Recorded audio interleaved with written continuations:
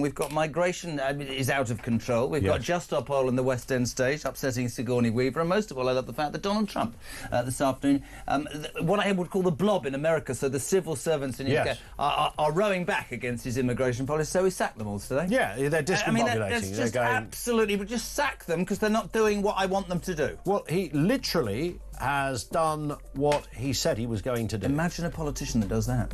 Isn't that bizarre? Imagine being with somebody that you do for them exactly what... This is what I'm going to do, and he's doing it. That's what Mrs. Kyle says you do the whole time. I'm very good like that. She says you are brilliant. Jeremy Kyle on the other side of the news at 4 o'clock. Which is next?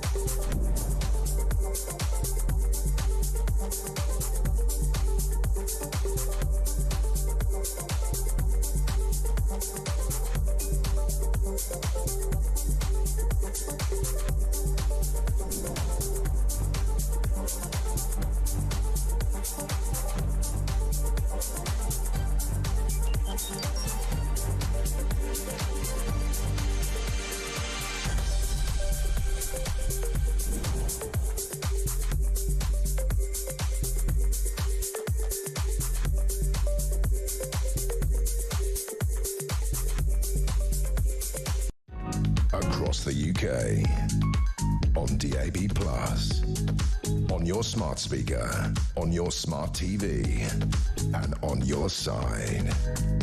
This is Talk.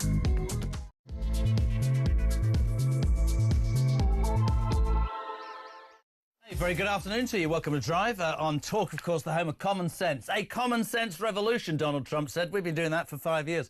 Home of common sense and free speech. We'll tell you how you can be involved with the show in just a tick. So much to talk about. Oh, my God, the country we live in. I'm not going to mess around and lay it out. I'm going to introduce our first guest today, a legend, a man who says as it is. I nearly got that right. Richard Tice, Deputy to Reform UK. How are you? Well, I'm all right. I mean, it's slightly driving us mad in this this strange sort of place that we now live in that is out of touch with reality. Essentially formulated by this report that came out yesterday, leaked this report on extremism that I asked the Minister in the House of Commons this morning. So if we just go back a step. So last August, the Home Secretary, Yvette Cooper, ordered a report into the current state of extremism in this country, of which we know there is loads. Straight after the Southport horrors, and the report has been produced, and it was leaked. And with the leak, the report was so extraordinary, I'll come on to the detail, that immediately the Home Secretary disowned the 38 recommendations in the report prepared for her by her own officials. Hold on a second. She ignored it after she'd read it, after it had been leaked, or what? After it had been leaked. Interesting. So, this is utterly extraordinary. So I asked a question. Troublemaking Tice. I asked a question in the House of Commons this morning. I said, well, given that it was produced on the Home Secretary's orders... By her own officials. By her own people, and given that she immediately basically dissed it and disowned it, presumably that means that the people who produced it in her office are completely out of touch with her wishes and the expectations and wishes of the British people. And here's a question for you. Did the people in her office leak it when they realised that she didn't want to implement it? Is that what we imagine happened? No, I think that, probably there's a rare good soul deep down somewhere in the bowels of the Home Office. No, there can't be. I think there is. No, I think there is. There's one. There could be a mole, could be a spy. Yes. There could be a right-wing spy in the Home Office. That would be a rarity. Who said, this is ridiculous, we need to get this out there. So it was leaked to a think tank. And just for everybody tuning in, it's really, really simple. Anybody with a brain cell has seen example after example of two-tier policing in the United Kingdom in the last 8-9 months. I'll give you the example that Reform were very strong, which of course was the Manchester bombings, the Manchester airport attack, the two Muslim gentlemen being attacked, kicking the heads of the policemen and vice versa. We saw all of that. It's in trial, so we have to be careful with specifics. But for months, we sat here and we talked about how the police were rightly suspended. The videos were absolutely horrific. But these two gentlemen, nothing happened. The Crown Prosecution Service didn't bring any charges. It went on months and months to the point where Reform's MPs came forward and said, you need to do something. An absolute example of two-tier policing. Bill in Romsey says, good afternoon to Richard Tice. As two-tier policing, I do believe it's true. I'm an extremist and I'm happy to be one. That's it. That's it. So what this report said was that, and this report was supposed to go into sort of the terrorism extremism, yes, because that's really what most people focus on. And by the way, since 1999, I think until 2021 or something, 96% of all terrorist incidents and deaths were by Islamist extremists. 96%. But that's not made up or thrown out. That's a fact. Statistic in the own report. And yet, the recommendation from this report was that actually you should downplay Islamist extremism rather than focus on the ideology of that. You should focus on behaviour. So anybody who talks about two-tier policing is pushing a far-right narrative. That's what the report says. That's what the report says. Literally, it says that. Wow. If you're and I'm not obviously, but if you are a environmentalist protester, then you might also be an extremist, and therefore you should be considered in the same way as an Islamist terrorist. I mean, this stuff is absolutely bonkers. And this is the Home Office. This is the Home Office. They recommend that the police should spend more time focusing on non-crime hate incidents, despite the lunacy that was exposed by the Alison Pearson saga before Christmas. And actually, everybody sensible and sane with any iota of common sense in their head saying just scrap the whole wretched lot of them. Do me a favour and people listening, right? So we've got an argument whereby the boss of the Home Office, Yvette Cooper, said we need to deal with, in the aftermath of Southport, extreme terrorism.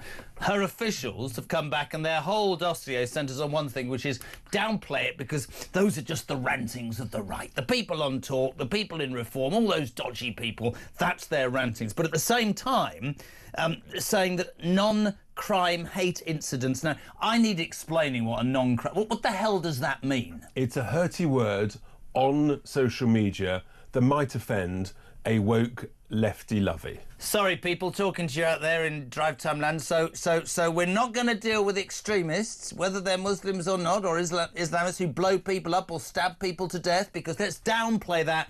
But we are going to arrest and jail somebody who puts a hurty word online. Yep. 0344, you know the number by now. Come on, Richard Tice is here. 0344 499 1000. Text to 87222. Start your message with the word talk. The world's gone nuts, man.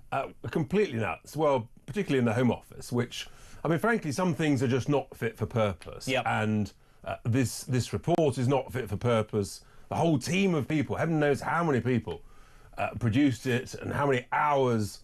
But I mean, it's not even worth the loo paper that it's probably printed on or typed on. Was it Yvette Cooper who faced you this morning, or it wasn't actually? No, it was one of her team. Be interesting, wouldn't it, if she's turned down what the dossier, what the report suggests she should do? She presumably would have no confidence in the people who wrote it. Now, today in America, we've seen some very interesting sort of extension of what Trump is doing. Love him or loathe him, he said, I'm going to deal with migration. There are going to be raids, migration centres across 3 American cities every week for the next few weeks. He's discovered that officials, we call them the blob over here, have actually been actively seeking to not carry out what he's told them. So he sacked them all, which is absolutely spot on right, because he's the president. So has Yvette Cooper got the courage to sack the very people that are going against what she asked for? Well, no. The truth is that I don't think that she would have. And that was the second part of the question that I wanted to ask, but you're in a very short time frame to ask a question. But I mean, that is the question. If they're so out of touch, then why are they still there? Because they clearly don't understand what they've been asked to do. They don't understand the core essence of extremist ideologies and terrorism that was the original request.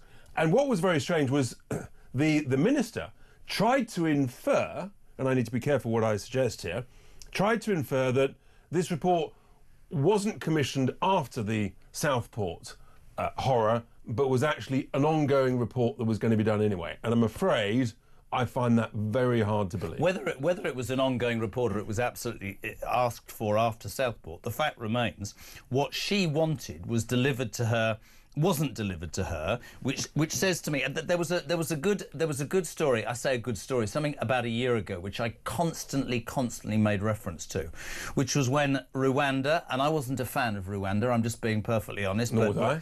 In any which way.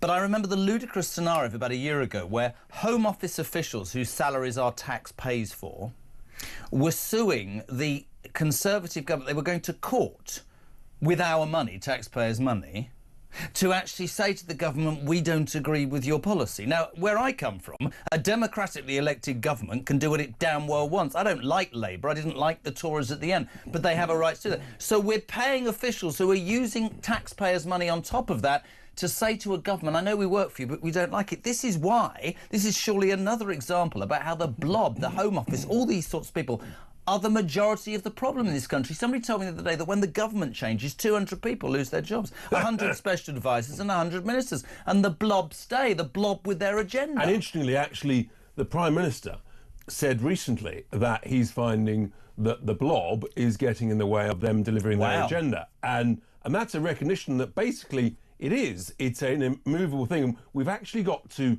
reform the whole way the civil service works. And in my view, for example, we should copy the American system where a new Secretary of State in a department at the beginning of a parliamentary term brings in 20 or 30 successful people from the private sector to run the department and to kick some backsides and to make some stuff happen, to roll your sleeves up.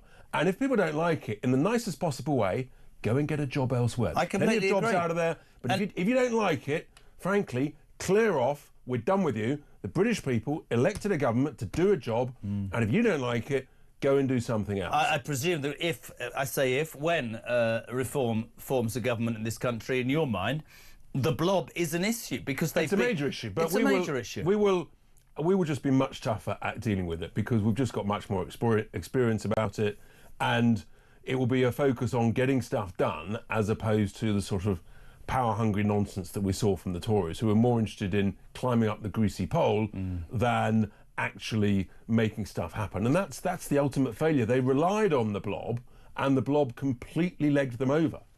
Again and again. Listen, I want to hear from you guys. So much to talk about. 0344 499 1000 is the telephone number. Text to 87222. Figures out today. So much of what's going on in this country, although I listened to an interview over the weekend where somebody said you're so wrong to blame what's happening in the United Kingdom on migration. We need migrants to fill the jobs that the unemployed in Britain won't do. That sends me through the roof, by the way. Me too. I wouldn't give them, not the mentally ill and the disabled, but I would not be giving the hundreds of thousands of people who have got to a point where they live on the dole and have no desire or anything at all to get a job. You mean millions of people? Thank you. I would make them, in return for the money we give them, do something back to give back. That's exactly what I would do. But migration has caused problems with uproar. It's caused problems with crimes. It's caused terrible, terrible things. Today we discovered that migration will push Britain's population to an astonishing 72.5 million in the next 7 years. Official figures releasing that, and yet nobody it seems to understand, although perhaps more so now. If this doesn't get dealt with, Trump-esque wise, in my humble opinion, this is out of control. Well, that's the official number. The truth is, I actually think the current population of the UK is over 70 million. Do you? What is supposed to? What do they say it is? 67. I think they say it's about 68 and a half. Oh right, okay. 68 and 3/4, approaching 69. It's if you look at metrics from supermarkets on how much food we eat, the population is somewhat bigger. Now that could be a skewed metric. We may all be a bit overweight, but I think there's probably some truth to it. Speak for yourself. And so the reality is that if you just look at the evidence, in the 1980s, when we had almost zero net migration, guess what? The economy grew faster at between 2.5% and 3.5% every single year. We all got richer. We all prospered. And if you worked hard, and the place worked.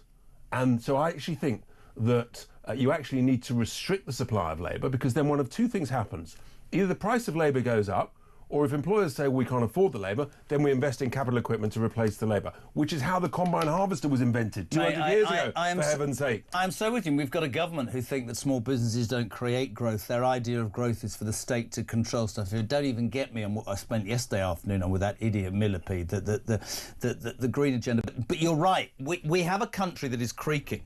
And people hate this. They go, oh, it's inflammatory language. No, it's creaking for many reasons. Its public services are creaking because they're overrun, and we cannot afford. Somebody said to me at the weekend, all you lot ever talk about is she paid her stamp for 50 years and she can't get a doctor's appointment. Well, for people in politics, and you are one who listens, Beryl in Rochdale, as I always call her, can't see the doctor, but if you come in on a boat, you get a hotel and you'll get a private GP in 24 hours. That is morally wrong, and I think the British people have got to the point, which is why I think reform, is being listened to.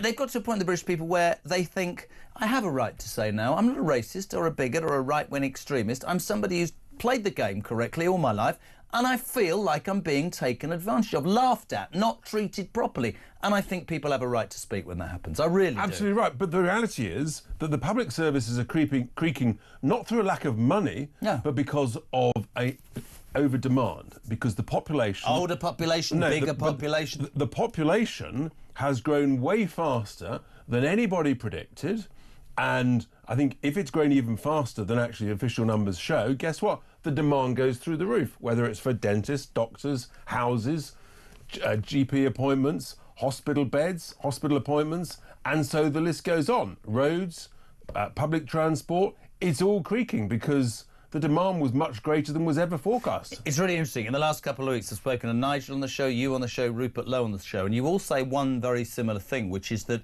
you have all been successful businessmen away from Parliament. And when you look at, you know, there were conviction politicians like Thatcher and like Blair, OK? There were people who had come in from, on the Tory side, from a privileged background, but this is a business, the United Kingdom, and I'm not a fan at all of Starmer. I wasn't a fan of Sunak's. I mean, he inherited his money. We need people, men or women, who will roll up their sleeves, can make decisions that might not be popular, like Trump today, sacking the people who won't do what he says. That's what this country needs. I believe it's I believe it's what this country wants. And on all that political correctness that we get lost in. Yesterday I spent 3 hours talking about how the police are banned from using the word blacklist in case it offends somebody, and yet in London we have the highest knife crime in a major city, I don't think probably anywhere higher in the most of the world, and Sadiq Khan gets a knighthood for what? Making sure he got a knighthood for failure, but his... a knighthood so that everybody on TfL feels diverse and inclusive. It's rubbish, Richard. It's completely rubbish. And I know this upsets some people, but I just have to say it. Because we've been around the block, because we've run successful businesses, we know that fundamentally you've got to earn more than you spend when you're running a business. You make profits, you pay tax, you grow, you reinvest. And the same is true, actually. You should use the same dynamics, the same ethics and principle when you're running the country. You should run the country like you run a business. Lean, without waste, efficient, doing a great job, providing a great public services for your customers, which is the population. Could Reform get past the blob to do that if they were ever definitely. elected? You've got to be absolutely blunt about it in the same way that President Trump, and he's doing us actually a great favour. I think him and his administration, because they are guiding the way. They are shining the light, I believe, on what needs to be done. And I think you'll see in America much, even higher rates of growth. And people will say, oh, I like that. What are they doing over there? Oh, they got rid of the blob. They drill, baby drilled. They've got cheap energy. They cut daft taxes. They cut daft regulations. And they're off to the races, growing fast and fast. And that's what we need here. And we're not going to get it. I mean, we are spending way more than we're earning as a nation. Explain something to me then, right? So I don't consider myself supremely intelligent, but even I can look at what Trump was doing. I've said this and think that makes sense. That's common sense. He described it as such. I believe that the British people have never been more sure, actually, of what they know is needed. Why don't politicians in the two main parties, hear me out, take a leaf out of Trump's book or even Reform's book and listen to the people before their parties are decimated? I mean, genuinely. Well, because the current Labour Party is full of deep socialists. I mean, I'm actually genuinely quite shocked how socialist they are. I'm not. They are way to the left of You're Blair's Labour shocked by how left-wing they are?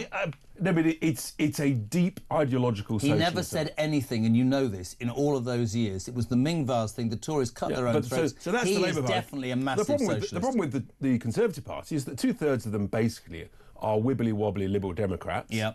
And they don't believe in real conservative values. And I just come back to this key point.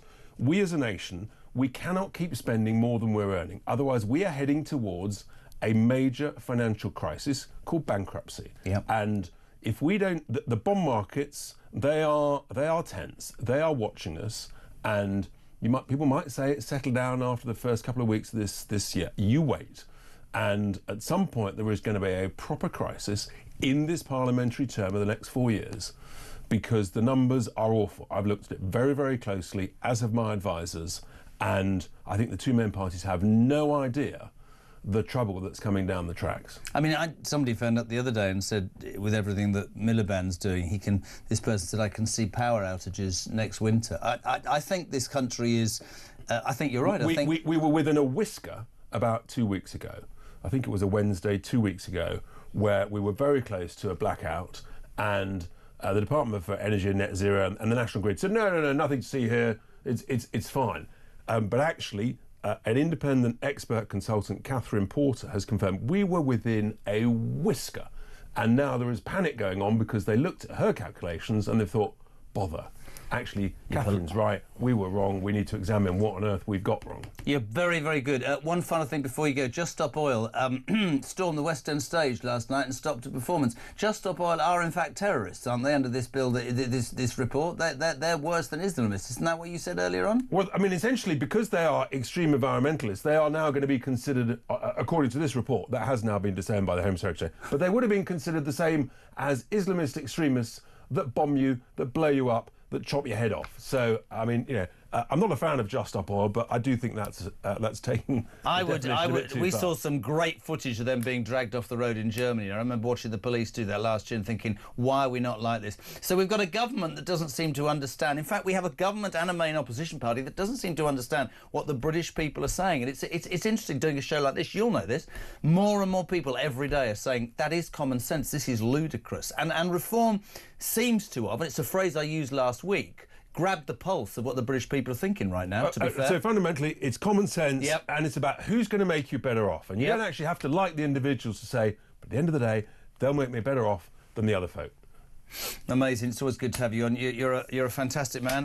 Deputy to Reform UK and MP for Boston and Skegness. He's a good man. He is retired. So 344 499 1000 is our telephone number. The world's gone mad. If you apparently think there's a two-tier policing system in this country, you're an extreme right-wing fascist, horrible, nasty person. But if you get something said to you that's really, really hurty, we'll make sure we send the person to prison. Give us a call. We're here with Drive. Ta.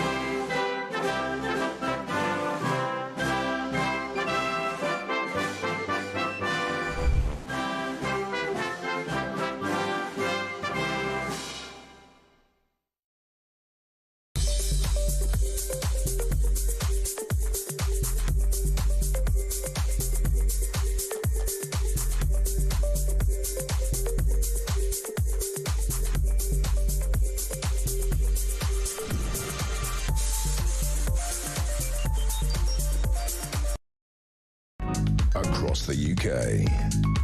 On DAB+, on your smart speaker, on your smart TV, and on your side. This is Talk. 4:26 Tuesday afternoon. By the way, wherever you're listening, the weather in this country, the rain is biblical.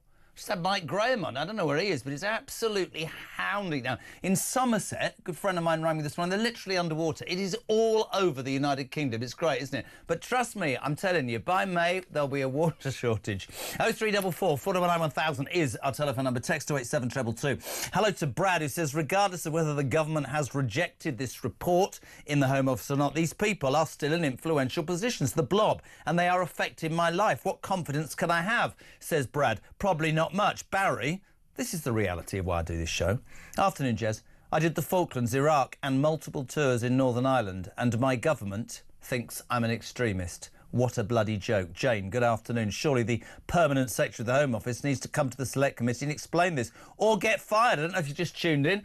This is because Yvette Cooper, after Southport, asked her officials in the Home Office to come up with a report claiming, well, not claiming, explaining why there was extremism, what it was about, how it could be stopped. The report basically said there isn't really an issue, and it's just the right. There's all these fascists on the right. They keep talking about two-tier police. You need to quell this. She's thrown the report out, which to all of us with a brain cell would say she hasn't got any confidence in the people that work for her, the civil servants. I'm saying have the courage, Yvette Cooper or Keir Starmer or anybody in government, to get rid of this bloody blob like Trump's doing this afternoon. He wants to get rid of the migrants. Some officials are saying I'm not doing that. What does he do? He fires their backsides. Good. The blob runs the government since it's destroyed Boris with the drip of photos, and today's leak proves they will never stop, says Steve in Cambridge. Jez, I completely agree with you. The unemployed should do some full work for their benefits money. Plug the gap in social care. To the phone lines, 0344 419 1000. We'll go to Reading. Simon, do you know what's the connection between Reading and me? No. Do you support the team? I was born in Reading. Ah, right. Okay, whereabouts? Coley Park. Oh, nice one. Not really. Terry Wogan said that the only important thing about Reading is it's somewhere between London and Bristol. Anyway, greetings. How are you? What would you like to say, my friend?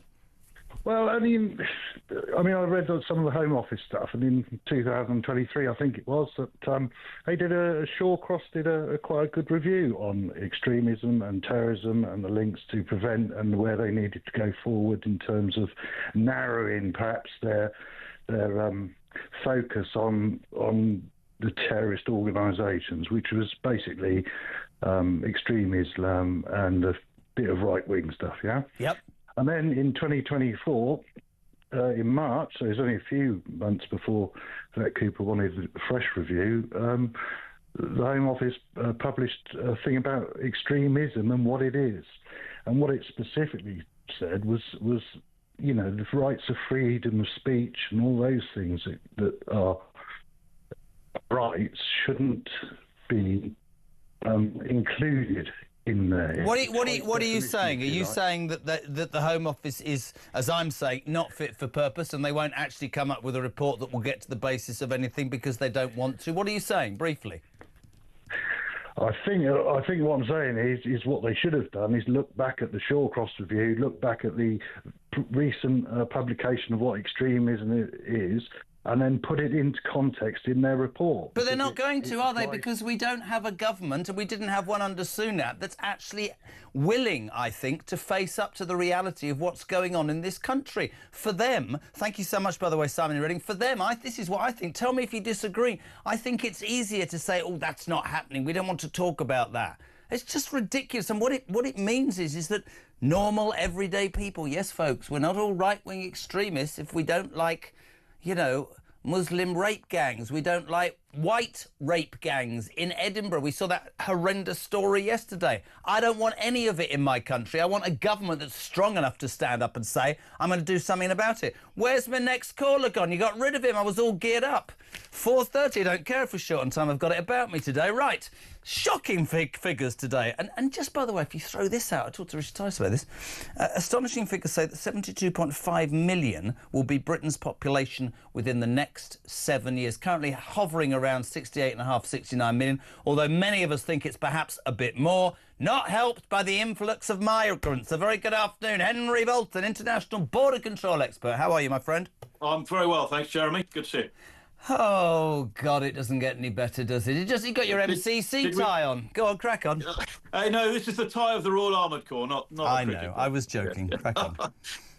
But no, it's not getting any better, but do we expect it to? No. The other thing that we need to recognise about these figures, and actually they're projected from 2022 to 2032, so that's 72.5 million that we'll reach according to those figures. But those figures are based upon an assumption that net immigration will be 340,000 a year. At the moment, net immigration is over 700,000 a year. So actually, if you take that 4.8 million increase, you're almost talking 10 million in that period. Not going up to 72.5, but going up to 76.8 million. That increase, Jeremy, is more than the population of London in a 10-year period. Let me ask you something, because I wanted to get you on today for all sorts of reasons, but I wanted to put something to you. I listened to Trump's inauguration last Monday, 10 days ago now, I guess it is, with a mixture of awe, shock, goosebumps, and my God, I could do with somebody like that in this country. I've always said, and I mean this, there's a lot about Donald Trump I don't like. I think he's a flawed character, but for somebody who says, this is what I've won the election, I'm going to do it. I just want to point to you as a border control expert. I have sat for hours and listened to you, Henry, and I've listened to people say it's not possible and the countries won't take the people back and we don't have a processing system and we can't turn the boats back and all of that, right? This man had been in power 4 days, and I wake up on Friday or Saturday morning to see a picture of migrants on the tarmac and of American runway getting ready to go on a cargo plane, shackled and chained like prisoners, because, oh, I'm sorry, they were criminals who had broken the law. I saw Dr. Phil do some programme in America over the weekend where he went to the front line of this happening, and this sex offender who had been in the community abusing young children said, yeah, I haven't done things perhaps as I should have done, but I still deserve to say. His mouth was dropping as well. Why can't we stop the bloody talking and do what Trump is doing and effect the change that I genuinely believe the British people want, Henry? Well, can we do that? Yes, we can. Not in the same way. Our constitution is different, our legal system is different, and so on. But can we do it? The answer is yes. And what Trump has got in spades, which nobody in Westminster has got, is both the vision, the determination and the courage to deliver on this. Now, he has got an administration that responds to his executive authority as not only, if you like, the equivalent of the Prime Minister, but the head of state as well. Yep. So he commands the armed forces and so on directly. So it's a little easier for him. But the other thing that Trump has done, in preparation in preparation for going into the White House for the second time, he has put a team around him who have been working around the clock to do the detail, to do the planning. So everything is there. And you could see that, even it's all online, his executive orders, that they are detailed. They are legal documents. If you tried to get British politicians to do that, then that in itself would take them a month of Sundays, if not longer. Right, so just stop me there. Right, so you said our legal system, anybody who's anybody, when it comes to immigration and the issues, will say that nothing can ever be done because these left-wing human rights lawyers who charge the British taxpayer £800 an hour just create a web of uncertainty and confusion and nothing ever happens. Why doesn't our government, apart from dealing with the blob who are apparently against what they democratically want to do, why are we not saying as a country, why are governments not saying, right, that's being ended. We're not going to give people the right to an £800 an hour lawyer who's just going to use every convenience to go against. It's like I said to Richard Tice, Henry. The thing that really shocked me, and lots does, but last year was when the Home Office officials, paid by us, were using our money to sue a democratically elected government because they didn't approve of Rwanda. Just hear me out. I didn't approve of Rwanda, but they're paid by the British bloody taxpayer to carry out what the government says. So why can't a government say, I ain't going to get anything done unless I get rid of these people inside the blob, I get rid of these trendy lawyers, and I implement what, and in my mind, the British people want? Well, because we can do it, but it's going to take us a little bit longer than it takes Trump. That's the reality. And we've got to, A, have the will and the courage to do it, to take these people on, and the unions and so on, and B, have the knowledge as to how to do it. Now, I'm not trying to put obstacles in the way. That's the reality, sadly. What America has not done, the United States have not done at any point, is tie themselves into a supranational legal entity, as we did with the European Union. We're still tied into that to a large extent. ECHR. ECHR and other mechanisms as well, other agreements. The United States never submitted themselves to that. Now, we've got to untangle ourselves from that if we're going to act legally. Now, we can do that. Of course we can do it. And what I find more frustrating than anything else is I hear politicians over and over and over again, both in government, in the House of Commons, and in other political parties, and I include Reform. I'm sorry, Richard Tice, and others, but I hear them promising things without having done any of this detail. Trump has done that detail. His team has done that detail. We must do that detail, and that takes real leadership, not nice words, not headlines or attractive policies and promises and pledges. You've got to do the work behind it. If you don't, you will not deliver on this. This is a complicated thing because we've got to untangle ourselves and act. Now, can we do it? The answer is, I've said we can secure our borders within 8 months. I stand by that, absolutely. Can we remove all of our foreign national offenders very rapidly? The answer is yes. Why don't we? I mean, we built Camp Bastion in the middle of the desert in Afghanistan in a matter of months. We can build similar on Ascension. If you come into the UK illegally, fine. If for some reason we can't get rid of you immediately, you are going to Ascension. You're going to a detention camp on Ascension. You're getting no benefits. You're going to the sort of, there'll be a cookhouse. You sit there until either you tell us where you came from or you ask to go back. One of the two.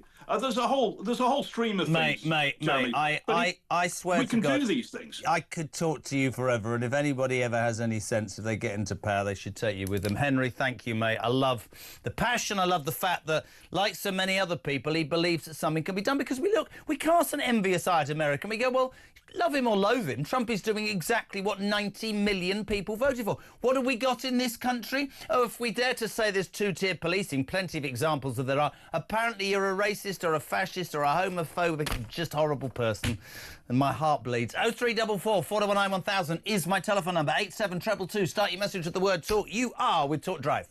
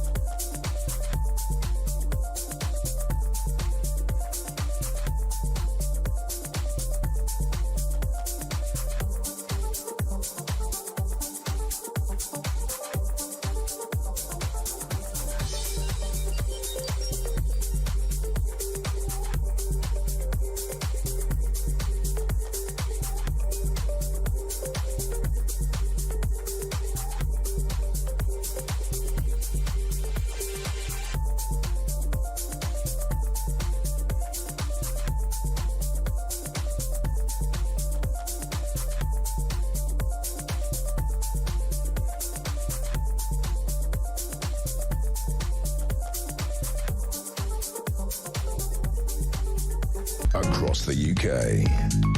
On DAB+, on your smart speaker, on your smart TV, and on your side. This is Talk. Welcome back, 18 minutes to 5 o'clock, live across the UK. This is Talk Drive, the home of common sense, stolen by Donald Trump, who now says he's carrying out a common sense revolution. If only we had that in this pitifully poor country we call the United Kingdom. 0344 499 1000. We're going north, Mike, to Broome. Rick, you're on Talk Drive. What you got, pal? Couple of minutes, shout. Hi, Jez. Can you ask Richard Tice if he or one of the other Reform MPs can get up in Parliament and ask the government to name one single benefit we get from bringing in 5 million migrants over 10 years? Mate, they will tell you, and I'm going to say this really calmly, they will say these people apart from the ones that will say they need to come here because they're in war-torn countries. I'd say France isn't a war-torn country, but I'll forever get into trouble for that. They will say these people are essential to our economy. They bring skills or a desire to do the jobs. This is another important point that certain people in this country don't do, which is why I said earlier, right, might sound harsh, I don't buy that every single person on the dole or on benefits is mentally ill or disabled. I would make those people, in return for tax-funded benefits, whilst they're looking for work, I would absolutely make them do something in the community, hospital porters, whatever it is, not migrants, to give back to a society that is wiping their backside whilst they're looking to pay their way. And I don't see why that's so alien. But there's this country has been built on Great Britain should be the best, the leader. And I get all of that, but the problem is we're skint and we're not looking after our own people. That's what does my head in, Rick, every single day. Well, if we're going to get to net zero, how are these solar panels and windmills going to supply 72 million people with energy, especially when everyone will be charging an electric car? That's another thing. Listen, that's a land grab. Tractor tax, I'm grabbing your land, you're going skint, I'm going to be that dreadful Miliband man, I'm going to build some wind farms. I know, Miliband will know that those do not create enough electricity, which will mean he will then import it from another country at 3 times the cost. So your bill's going to go up, because they don't care, mate. And that's not... Apparently I'm a right-wing extremist anyway, because I dare to think that there's two-tier policing. Do you think there's two-tier policing in this country, Rick? Sorry, say that again, Do you think there's two-tier policing in this country? Definitely. I'm far right, according to them. Yeah, you're an extremist. Get off. Thank you very much indeed. Just gone 20 to 5. It's been a while. He spent Christmas in Barbados. I spent Christmas in bed with the flu. Jack Elsom, chief political correspondent of The Sun. How are you, dear boy? Not bad. You can probably tell by my glowing tan that I thought you were hot. In the Caribbean. No, I spent it with Factor 50 sun cream and in the shade. Did you have a nice time? Like a lobster. A fantastic time. Thank you very much. How long did you go for? 10 days. You kept texting me. I'm in bed with flu going, oh, I'm going to the fish spot for lunch. Great. Mate, let's cut to this. I mean, to me, I know you have to play it slightly different, but there have been enough examples of two-tier policing over the last 8 months. The Manchester airport saga, where the two men...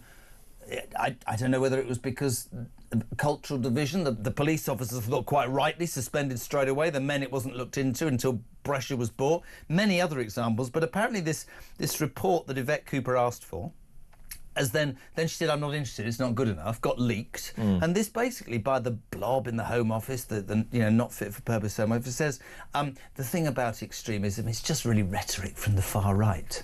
Yeah. Do they honestly think we're buying that? No, I know. And to be fair to Yvette Cooper and her ministers today, they've come out and disowned this report. But it does raise serious questions and suspicions about the people working in the Home Office. Well, why don't they do? This is what I would do. This is what I said to Richard Tice. Like him or loathe him, Donald Trump has today found out that certain officials in the Government Department for Immigration Services are fighting against and rowing back against doing what he wants implemented. So he's fired the lot of them. Yeah, and I mean, it's incredibly difficult in this country to fire civil servants. Once you're in the door, you basically have a job for life. Whether that's a good thing or a bad thing or not remains to be seen. But, I mean, this is actually a problem which Kemi Badenoch has picked up on, which previous Tory ministers have said, is that often the opposition... I mean, when you go into government, you're always outnumbered by the civil service, right? You know, the amount of ministers and their political special advisors, it's not like America, where they bring in a load of political appointees, tens of thousands of them. Here, you have a few ministers, they each have 1 or 2 special advisors, and the rest of it is reliant on civil servants. Now, there are some fantastic civil servants out there, but there's also a lot of them, as Kenny Badenoch makes the point, that do not buy at all the political direction which their government wants to go into. And so, for example, the Rwanda plan. You saw a lot of Home Office officials taken to a notice board saying, we're going to down tools, there's no way we're going to push this through. That's not your job. I'd sack them all. Well, I mean... I would sack them all. But this is the point, you know, because when you're a civil servant, you are essentially unsackable. Well, so the people that drew up this report, yes, it was commissioned by Yvette Cooper, but when you're saying things and taking it upon yourself to say that people who have perceptions of two-tier justice in this society are far-right extremists, you seem to be going way beyond the pale of your remit there in terms of tackling extremism, because then essentially you're making a political judgment about the motives of people that say they are two-tier. Obviously, everyone that says that there is two-tier policing in this country is not far right. There may be far right people that think that, but it doesn't mean that everyone that thinks that is far right. Far from it. And I blame Sama for this because he politicised those riots by saying that it was only the far right, when there were plenty of people that contacted us that said, we've written hurty words, we've written things, and we're in trouble with the police. But this is the same government, with respect, and you can sit there and say she shouldn't or can't bring herself to get rid of that. You're unsackable. I think that says nothing about our country. If civil servants who are actively going against a democratically elected government are unsackable, we're in trouble. But there's also another leaked dossier that says that they're going to revive non-crime hate incidents. Yeah. So extremism we won't talk about. We're not going to have an inquiry into rape gangs because we might upset a few people, but we are going to make sure that if somebody writes down, I don't like this or I don't like that, they're rounded up and arrested. That is absolutely barking mad. Well, it's actually part of the same document which is drawn up in the Home Office. So on the one hand, you have, like you said, people who are concerned there's a two-tier policing system in this country, are branded as far-right extremists. Then at the same time, you have the threat of radical Islamism, essentially diluted because they're adding in a whole other range of extremist forms. And then the same people that wrote the report, like you said, are saying that non-crime hate incidents should be revived. Now, Yvette Cooper makes the point that this is for tracking trends and rises in Islamophobia and anti-Semitism. If that's the short of it, then fine. The problem is that we've seen examples over the past few years of non-crime hate incidents being used to essentially almost censor people that do not meet the threshold of criminality, but it seems to almost shut down free speech. Alison Pearson, the Telegraph columnist, obviously probably the most memorable example of that, when she had a knock on the door for a year-old tweet. Now, I don't think many people in society think that's appropriate, and also an appropriate use of police time. They're stretched enough as it is.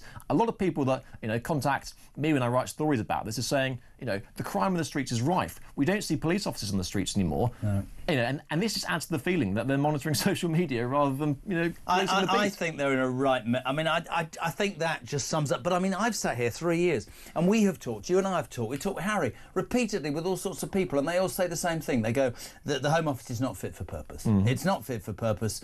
There's too many career civil servants. Somebody needs to do something about that very quickly. We haven't got a lot of time. Migration. These figures out today will push Britain's population to an astonishing 72.5 million, although Henry Belton says it will be more. Nothing seems to be able to stop this influx, be it legal or illegal. They wanted, I think, legal migration capped at about 330. It's 750 this year already. This is a situation that is impacting, yes, on our public services. But you know this. You're the chief political correspondent of The Sun. I sense that British people are really, really getting to a point where they're not frightened to say what they think, and I just see a succession of politicians who aren't listening. I think I'm not saying there's going to. I'm not trying to incite but I do think people have had enough. And I do. People say to me, why do you always blame migrants for everything? Because the government is not listening to people. And when you see people coming into this country having not paid their way, sorry, I really believe this, seeing a doctor, getting a home, and you are struggling and you never broke the law and you never asked for a handout, you would be hacked off, wouldn't you? Totally. And the biggest barometer of how that is happening is the rise of the Reform Party. Yep. They are the one party that's now making gains in the polls. Pretty good gains. The fact they're neck and neck with the Conservatives, nipping at the heels of Labour. A poll out today showed that the reason people are voting for reform, as well as charismatic as Nigel Farage is his hardline policies on immigration. And what's the Reform Party policy on immigration? one in, one out. That is what they have said for the past year or so. That is stronger than anything Labour or the Tories are saying. Downing Street today have actually said, we're not going to go for a cap on migration. They're going to have a system, they're going to have a white paper, like a blueprint. They're going to have a meeting, a committee, a quango. I'm being shouted at. I've got a break. Listen, you can come whenever, mate. I'm really glad you had a lovely time in Barbados. It was great. Thank you Glad very you much. look like a lobster. Jack Elsom on Talk Drive. We're coming back in treat.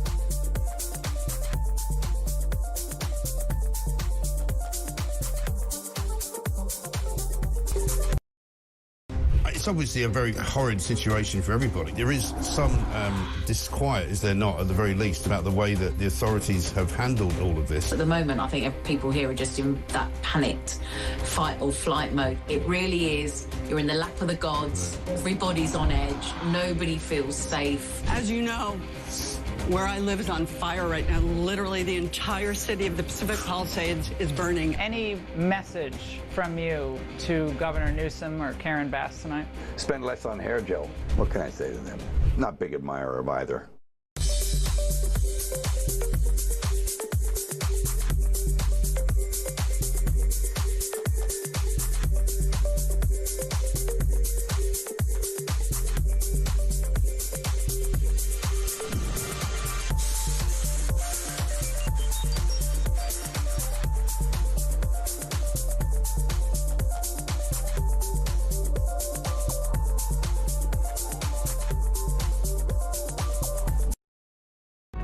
Across the UK, on DAB+, on your smart speaker, on your smart TV, and on your side. This is Talk. Welcome back, 5 to 5. So much going on. Russell Quirk with us from 5 o'clock. So, extreme right-wing narrative. That's what two-tier policing is. Immigration's going to explode. We're all a nightmare. The civil service run the country. Voice notes galore. WhatsApp 0344 499 1000. Jacqueline, go. Jeremy, if the government said we need to bring in 5 million migrants because people here won't work, maybe the problem is then the socialist benefit system.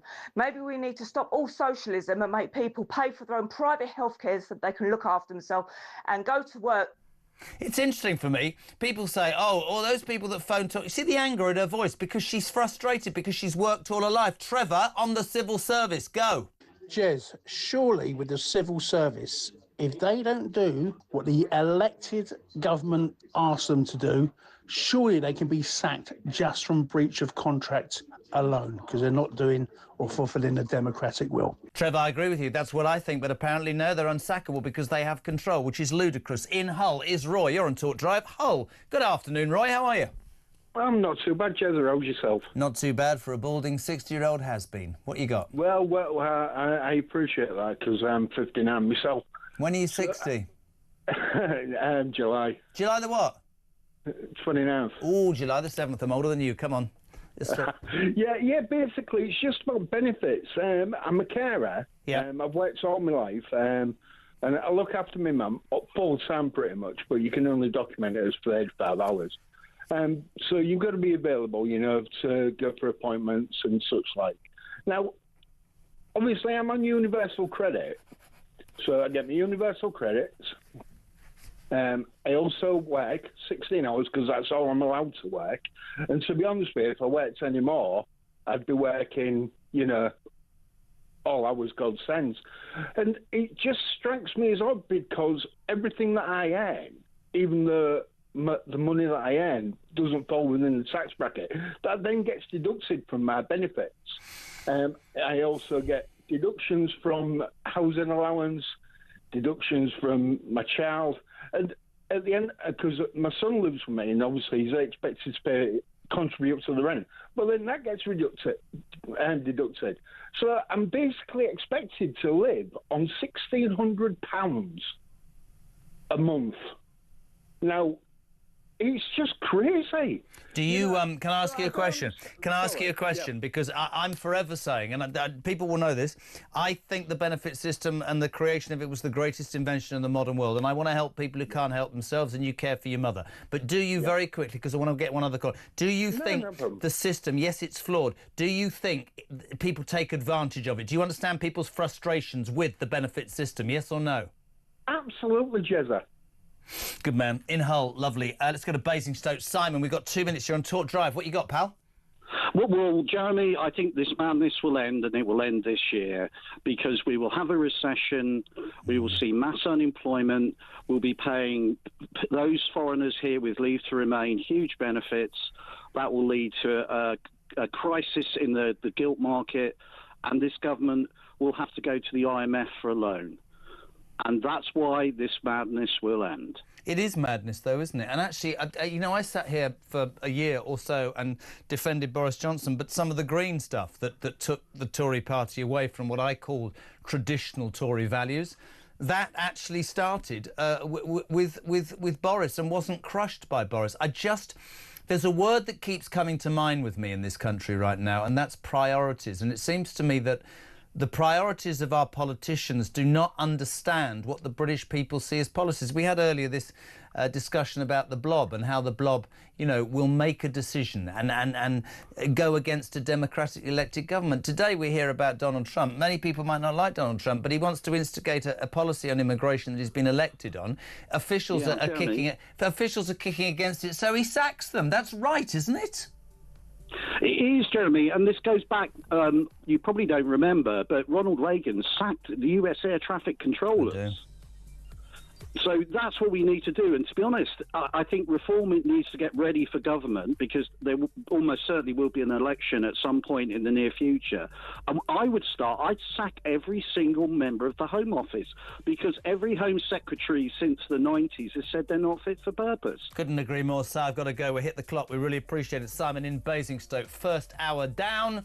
And the man who did an astonishing job last Thursday on Drive, Russell Quirk, joins us in just a tick. If you want to be part of this vain attempt at standing up to the reality of life, 0344 499 1000 is my telephone number. Text to 87222. You can start your message, of course, with the word talk. But me, I'm going for a wee.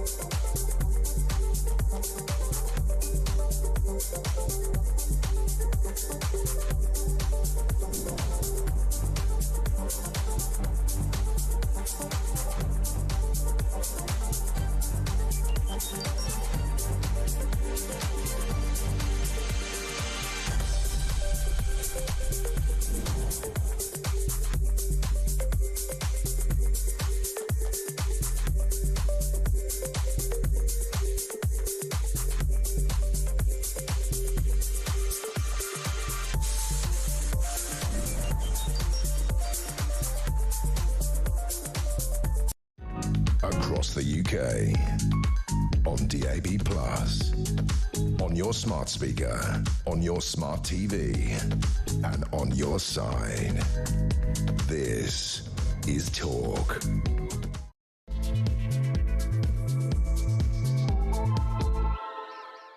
Welcome along, my friends. Just gone 5 o'clock, hour 2 for Tuesday, the 28th of January. This is JK on Talk, the home of free speech and common sense, and a gentleman who sat in admirably last Thursday. I very rarely listen to Drive when I'm not here. It's not that I don't like whoever does it, it's just I've got things going on, but I thought you were excellent. I did, yes. That's really scary. Why? The teacher judging the pupil. I would never be known as your teacher. By the way, let me tell you something that's completely irrelevant to all of you, but I'm going to share this with you. My son, who's 15, I'm just getting him a tutor at the weekends to help towards the GCSEs.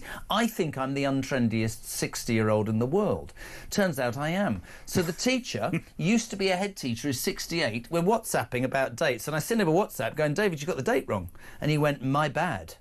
My bad, and he's 68. He's 68. And I've said to my son, that's quite cool. And he went, yeah, like, he's not laying, he's like... And I'm like, oh, God. Yeah. So we need to get with it. My bad. Emojis and all sorts. Guys, pin back your logos. Loads to talk about this hour and this show. 0344 499 1000 is my telephone number. You can send a WhatsApp, a voice note to Ryan. Jodie will take your calls, and we'll take your texts, which we will read, I promise, and 87222. Start your message with the word talk. Russ, welcome. So this is really interesting, and I just want to explain this in detail because Ticeman did a great job. So Yvette Cooper in August, despite what her officials said today, said we need to have a report into extremism, and I want you to look at all of the things, and this was done by her own officials in the Home Office. Now, we've sat here for months and everybody says they're not fit for purpose, but the report that came back made 2 points. One was that two-tier policing as a claim is right-wing extremism. Right, we're right-wing then. And also, that should be brought down and that should be quashed, but what they really need to concentrate on is bringing back non-crime hate incidents. She was so appalled by this, Yvette Cooper, she said, no, I don't want this. It got leaked. This is the main source of people's anger today. My point about this is, we look across the pond at a man who said 9 days ago, whether you like it or not, I'm shackling them and they're going. Whether I have to take on Colombian presidents, they're going, right?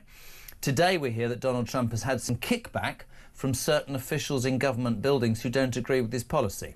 So he's fired them. Good. I want to know why we are all sitting here accepting the fact that apparently civil servants, in the words of Jack Elson from The Sun just said, are unsackable. They can use our money to take a government to court on a policy they don't agree with.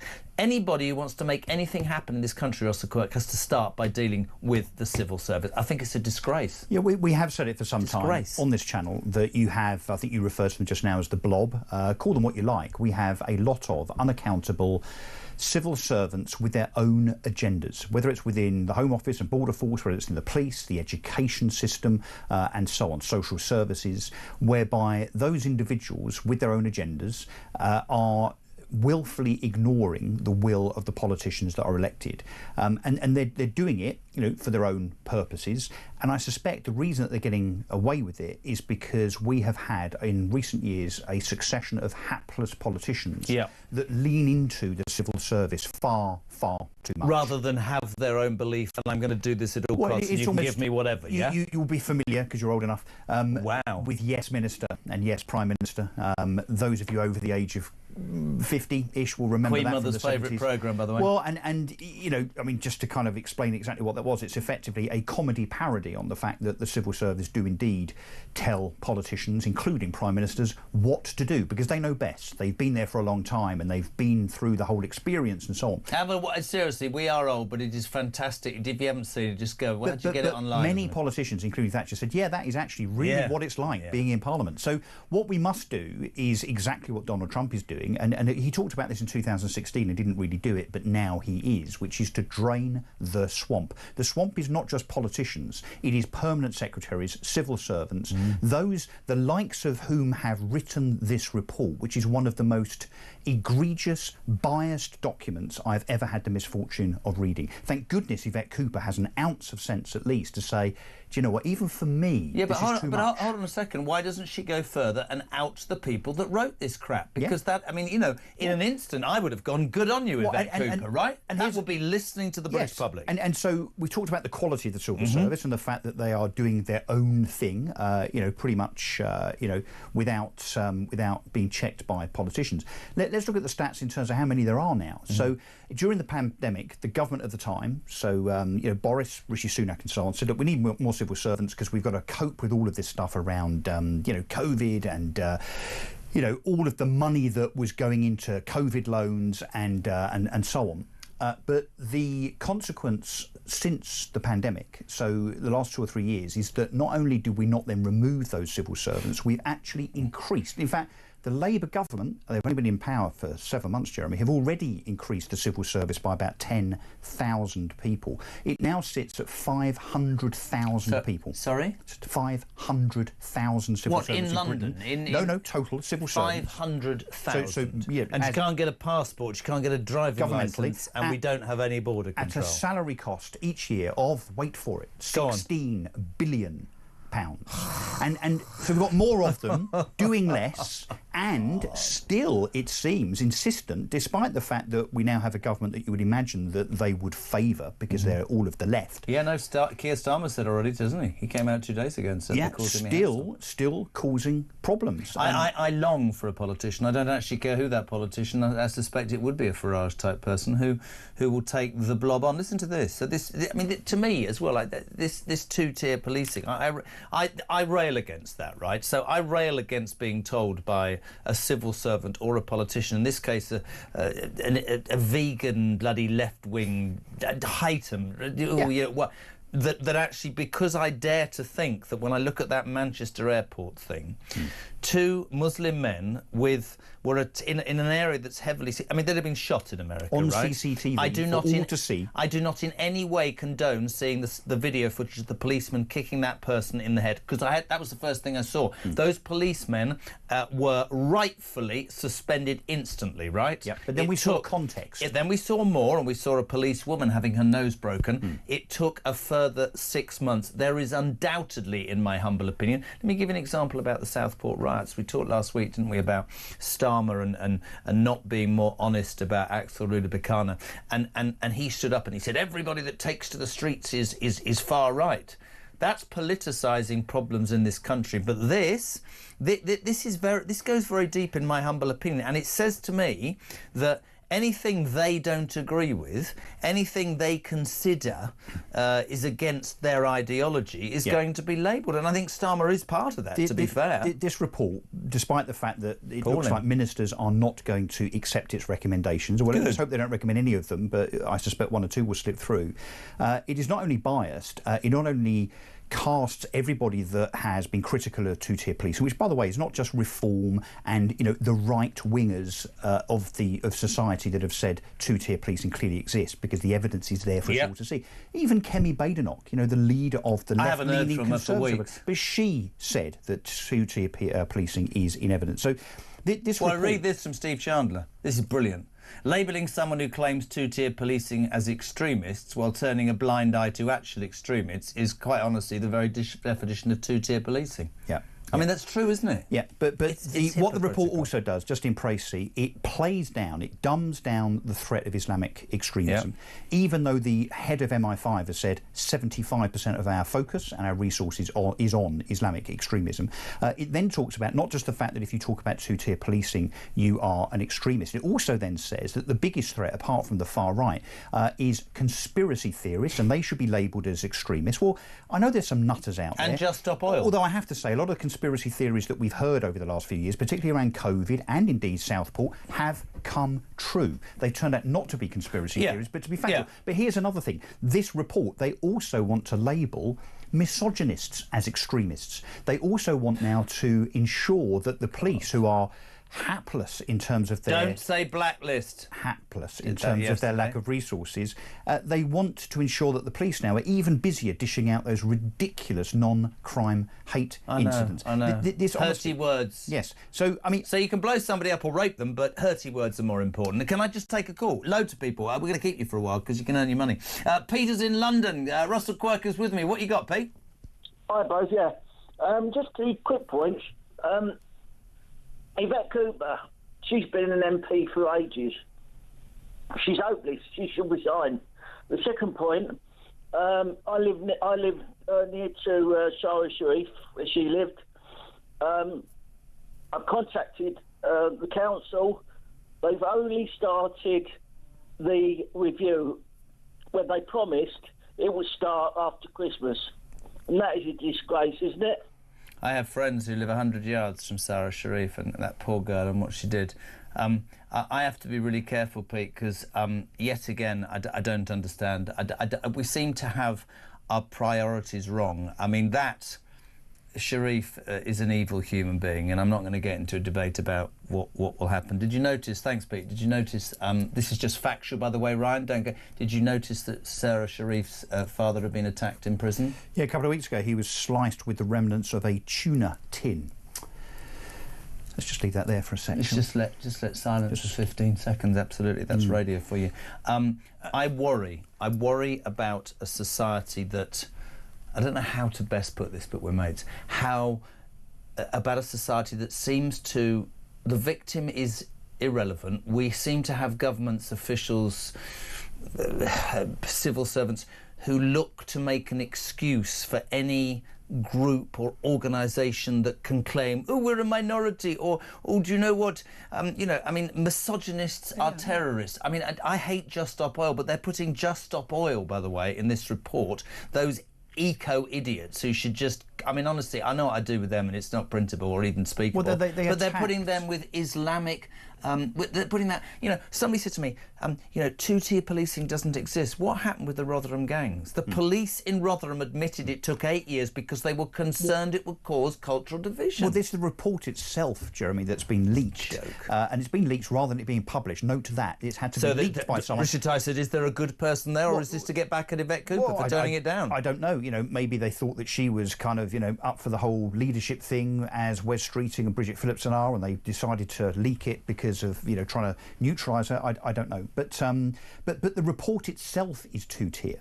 The report itself is biased because it plays down Islamic extremism and talks about, no, the real threat is the far right. And by the way, everyone's far right that objects to anything that the government's doing. That's exactly what I said. And if you're a misogynist or a conspiracy theorist, as a consequence of that, then, you are the bad guys. The other thing that, again, we should be very, very worried about, this is a theme now over the last few weeks in all speeches, everything that is coming out from government, either in reports like this or from the politicians themselves, is the need to censor social media. As soon as we end up allowing that, well, free speech has gone out the window, but it then becomes truly Orwellian, where the last part of the whole tyrannical process is do not believe your eyes and ears. So as soon as you get rid of social media in terms of censoring what people say, frankly, no matter how distasteful, then you end up literally with true tyranny on the basis that the government then are controlling what we see and hear.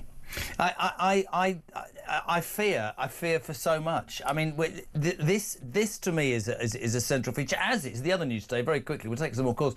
Migration will push Britain's population to an astonishing 72.5 million within the next 7 years. In fact, Henry Bolton says it's going to be way more than that. We're shocked. I mean, even in the budget, Rachel Reeves had accounted, I think, over the next 5 years. Rachel from Accounts. Richard III. She had, nice hair.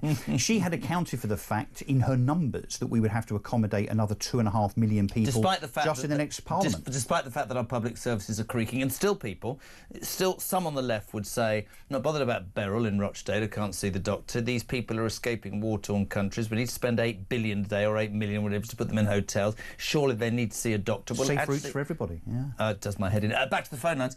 We're going to Nottingham. Adam, you're on Talk Drive and Russell Quirker's with me. What you got? Oh, yeah, no, it's so nice and refreshing to hear someone vocalise what I've been saying for years about, I work in social housing, and I see loads of people just doing nothing, claiming benefit, doing nothing with the BMW in in the driveway and their 60-inch TV on the wall, yet they're doing nothing. And I totally agree with, if you're on benefits and you're working capable age, you should be out there earning, working for the community. Adam, this is just for Russell, wasn't it? I said this earlier, and I've said this for a long time, and some people, even in this building, look at me like I've landed from Mars. I don't understand a system. I understand, actually, I should start that differently, and I really support a system that says, we want you to pay your tax to help people who can't help themselves. In fact, I think that's fantastic. However, the system is now so devoid of any sense and has so many loopholes that it's become a career choice. And it was never meant to be a career choice. And what worries me, and what Adam is saying, is what I said earlier. So I'm told that we have to bring migrants in to fill and plug the gaps on those sort of jobs, hospital porters, whatever it is. I'm not being disrespectful to anybody when I say that. I would not swallow the BS that says that every person who claims benefit is mentally or disabled. I think there's a lot who, sorry, I'm going to say it, lazy and basically entitled and don't want to work. And I'd say, I want you, whether it's cutting an old lady's lawn or painting somebody's fence or picking up some rubbish, I want you to give something back to society. Nothing wrong with that, Adam. Nothing wrong with that, Russ, is there? No, so the reality check is there are now in Britain 22 million people on one benefit or another. Mainly universal credit. 22 million. It's a third of the population are on a benefit or other. And the genuine people who need help never get jack. No, and you also now have hundreds of thousands. I think the number's something like 300,000 or 400,000 families that are now third generation that have never worked. So them, their fathers and their grandfathers, their mothers and their grandmothers have never ever worked. We also have 1 million people off on benefits on, not with long-term proper clinical depression, but just with anxiety. Just, I don't want to come in and sit next to that Jeremy fella because he intimidates me a little bit, or I don't like the plant pot in the corner because it's in the wrong place, or I don't like the fact my boss tells me what to do on a regular basis, 9 to 5. Have we become totally soft, Adam? Yes, I believe so. I mean, I'll just quickly tell you, my experience is I went on the dole many years ago for 1 year, and I had to go on the dole for 1 year in order to get an apprenticeship. I did say to them, I'm willing to start the apprenticeship now and go now, but they says, no, I have to be unemployed for 1 year in order to qualify for this. And I goes, that's ridiculous. That's money after money. And I'm here willing to work now, earn my apprenticeship now so I can work skillfully for the rest of my life. That's another thing I'm really, really strong on, and I think we've got it wrong with education here. Every kid should stay and do maths. Sorry, I deviate, but apprenticeships are so important. Yeah. Returning to work apprenticeships, people of 55 who maybe the world's changed. But Adam, the danger is, of course, we're not here, but because we're allowed to say as we see it, but it is quite frightening to think that if you say the truth, there are lazy... look, I can't tell you the town, but I did a show once, and I was living on benefits for... you can find it. I lived on benefits you did? No, I did, for a week. Wow. And I want to say where, Preston. And I literally remember the first morning, Adam, the camera crew and I, and honestly, and I'm stood in this street at 10 to 7, honestly, hand on heart, doing my first link. I think I got £26.25 for the week, right? Didn't enjoy it. Fact of life. Every single curtain was closed. Every single house in that street on my children's life had a Sky dish, and 50% of them had a new car. And I remember standing there thinking, where I come from, you'd have been out of bed and down looking for a bloody job, because that's how it was. You had to graft. And I just worry, under our guise of trying to help, that we've made it too easy, Ad, to help people out. Final word from you. Would you agree with that? I absolutely agree with that, absolutely. I think that what you were saying earlier about anxiety, it breeds it, and then you're too scared to do it. I was too scared. I'm always too scared to start a new job. You've got that anxiety, but you push through. You've got to push through, otherwise you end up sitting on and the world passing by and doing no good for nobody. And I do believe in national service, not necessarily going to the army. Or you don't think the army wants this lot? You don't think the army wants this lot, do you? They wouldn't go near them. I was brought up by a woman who went, you have to graft or you don't eat. And I also, in a nicer way, would say that if you are long-term unemployed and you do some community service, or however we describe it, that gives you the confidence, that gets you into routine. It's something for you to put on your CV and talk to would-be employers about. I feel really strongly. Adam in Nottingham, thank you very much indeed. Are you all right to hang around a bit? Sure thing. The legend that is Russell Quirk. 0344 419 1000. Next, we have Mark Francois, Shadow Defence Minister, live on Drive. We're coming right back in 3.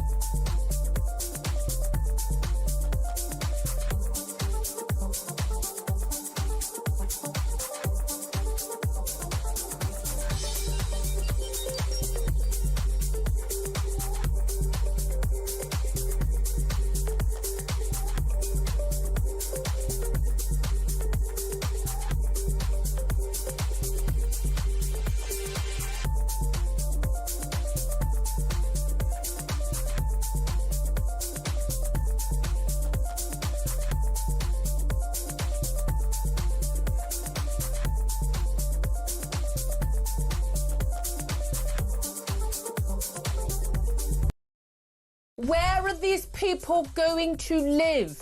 Rents, house prices go up all the time. You can't get a decent place at a school. Overcrowded classrooms. You can't get 7.5 million people on waiting list. The NHS. Oh, another 5 million people turning up. Not a problem. It's all right. Angela Rayner's going to build loads of houses. Ed Miliband's going to put windmills up. It's all fine. You know that. It is genuinely insanity. What we're told is that we need people to do those jobs. Yeah, but those people also need services. Yeah. Because they're all engineers, aren't they? They're all biophysicists. You know, I mean, give me a break.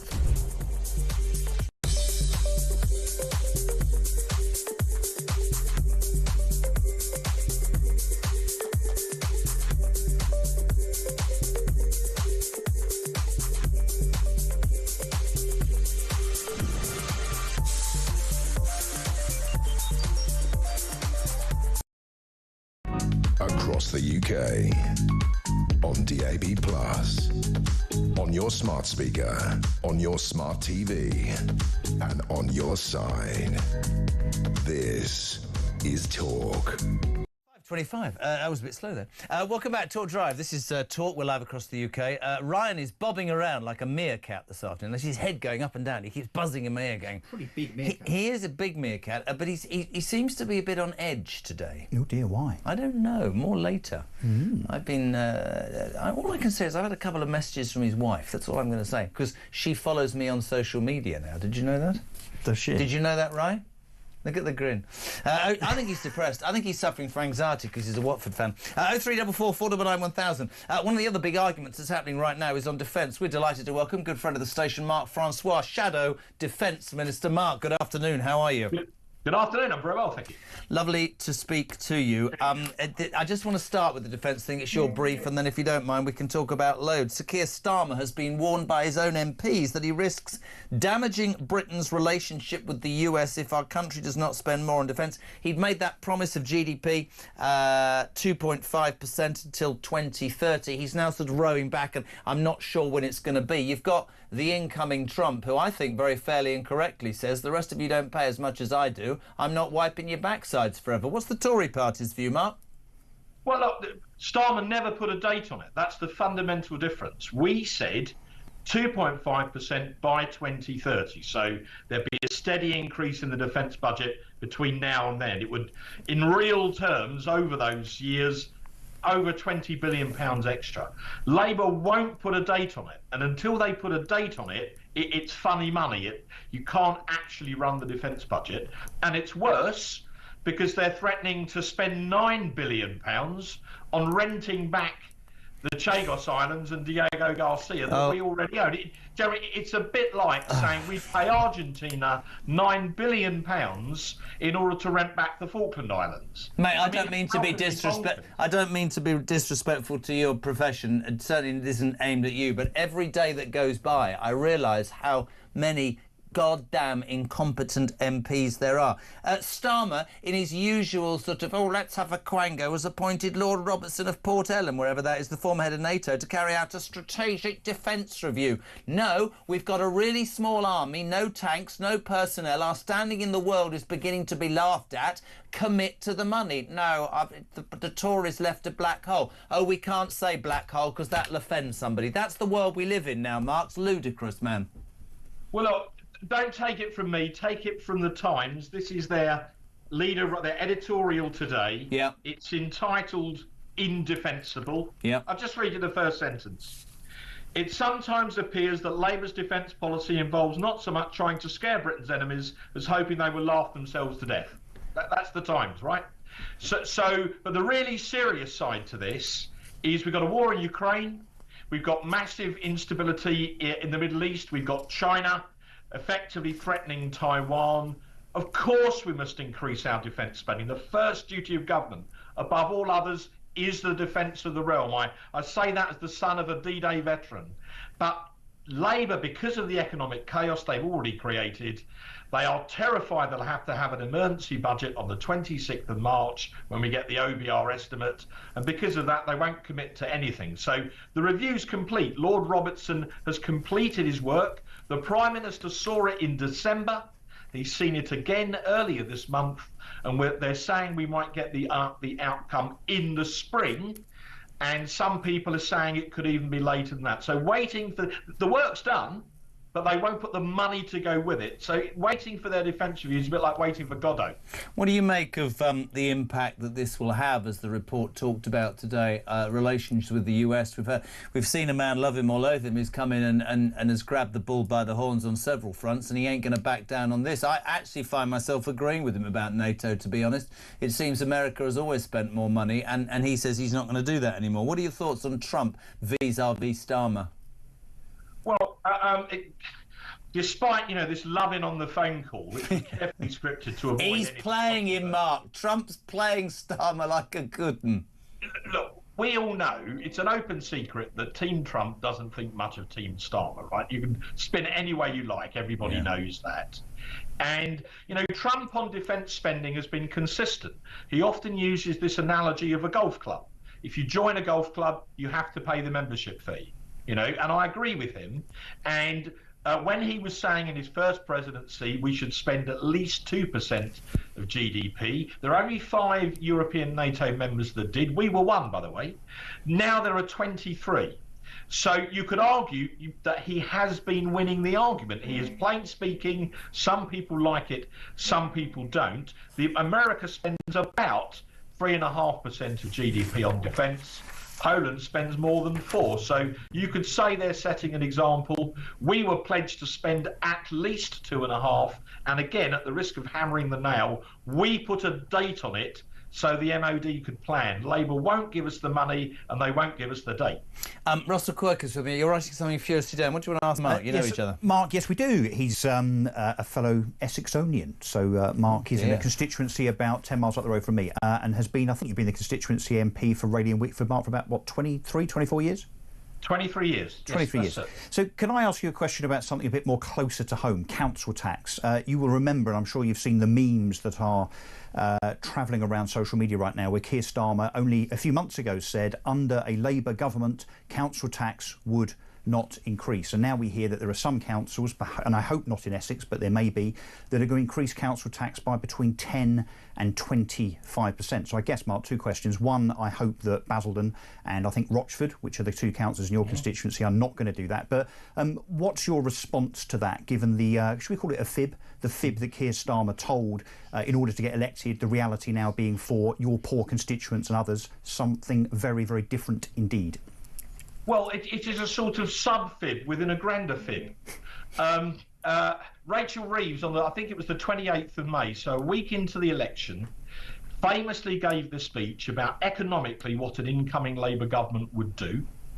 And she famously said, you remember the words, all of our plans are fully costed and fully funded, and she said just after that, so there'll be no need for a Labour government to raise taxes. Well, other than the 40 billion they raised them by in the budget, there was nothing in the Labour manifesto about taking the winter fuel allowance away from up to 10 million pensioners. So the council tax fib, I'm afraid, is one of multiple fibs, and I'm choosing my words carefully. But look, Labour got just under 12,000 votes in my constituency.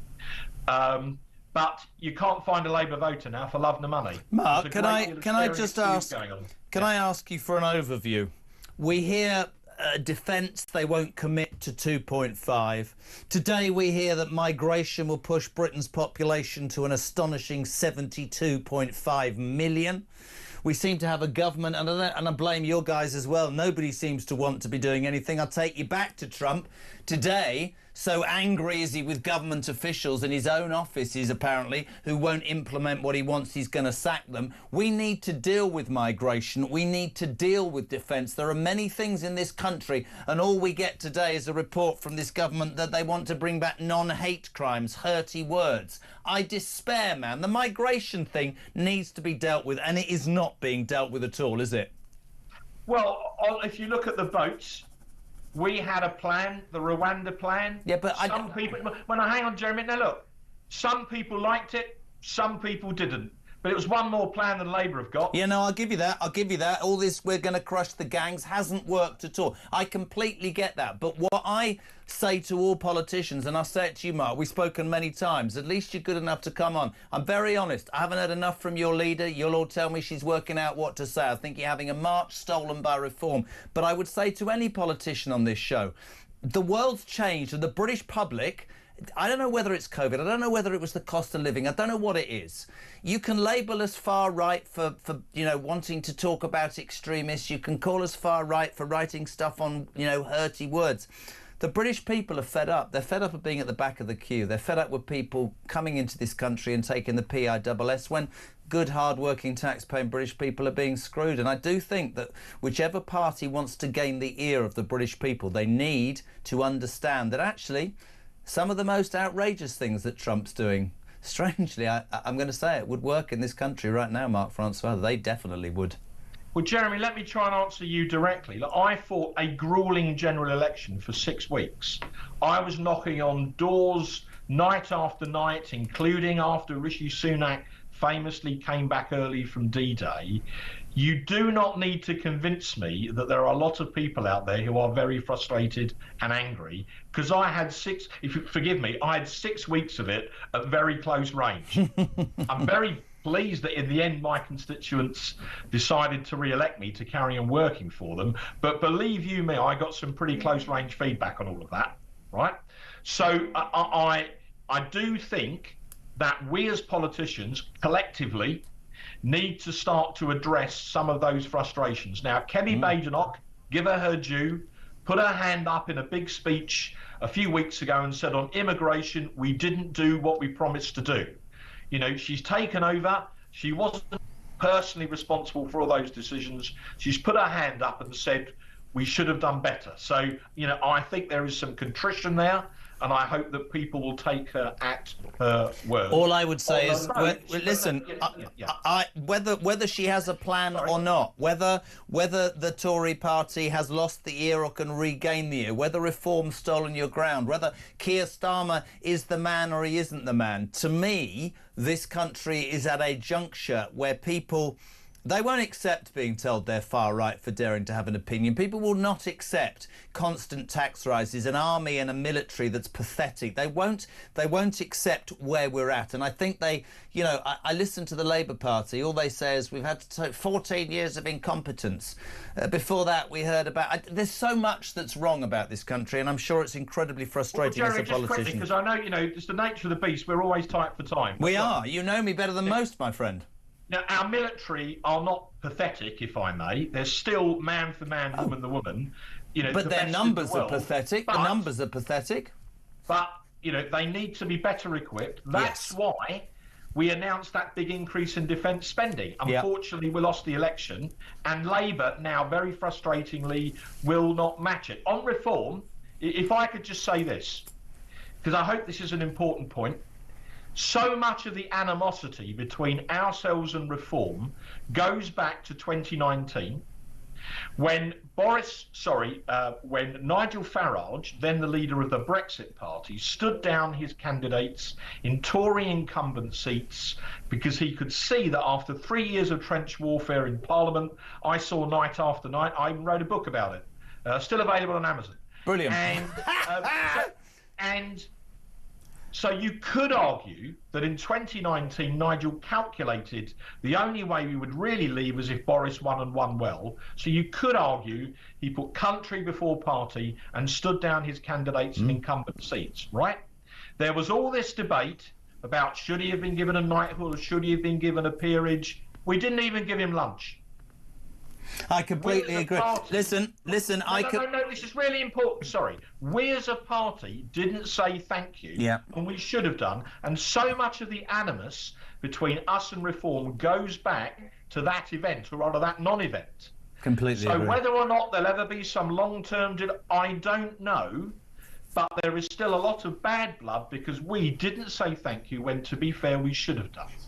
Right, listen, I need to break. I agree with you, but I'm going to give you 30 seconds just to wind Ryan up even more. As the Shadow Defence Minister yesterday, to symbolise how woke the Royal Navy is and has gone completely barking mad, it has been decided to rename the attack submarine worth billions from HMS Agincourt to HMS Achilles, because Agincourt will upset the French, allegedly, because that's where we beat them. Your response from a Conservative viewpoint, Mark Francois? We few, we happy few, we band of brothers, which I believe comes from Henry V, which I believe was partly written about the Battle of Agincourt. Perhaps I could put it like that. Very good. Lovely. Good man. Mark Francois on Talk Drive. Thank you very much indeed. 22 minutes to 6 o'clock. We're live across the UK. Calls on the way. 0344 499 1000. We'll do sport ahead of 6. We've got loads coming up. Don't go anywhere. 3. We're back in 3.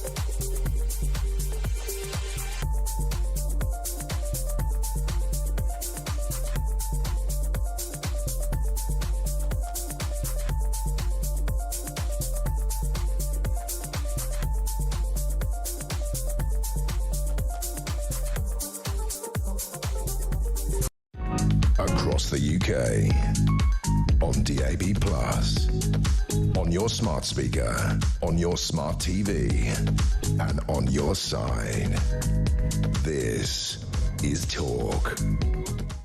Line up tomorrow morning from 6 a.m, the best breakfast show on the airwaves. Mike Graham here with his morning glory into Julia Hartley-Brewer from 10. Ian Collins at 1 and Drive with me from 4 o'clock. Talk is the home of free speech and common sense. Your calls are welcome. We're heading to Shrewsbury. David, you're on Talk Drive. What you got, pal? Good God. Hello? Right, get rid. I can't be doing with that. Let's go to Oxfordshire. Catherine Russell Quirk is with me. What you got?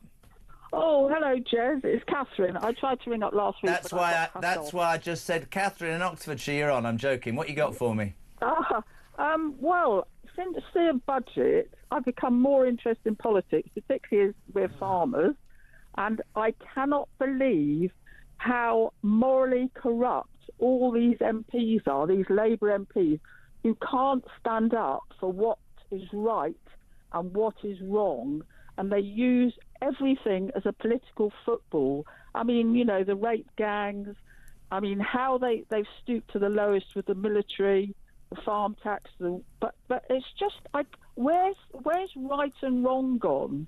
That's what bugs me. I'm with you, actually, and I think Russell would agree. Right and wrong seems to have been lost in a haze of what's politically acceptable. Well, ideology has taken over, isn't it? So ideology is certainly at the front of this government's mind. But also, I'm afraid, Catherine, farmers don't vote Labour. That's probably what it's really all about. Well, anybody who they don't like, I think they're just a corrupt, divisive government. Anybody they don't like is a far-right extremist, isn't that right, after today? Yeah, completely. But they haven't got any manners. I think they're arrogant.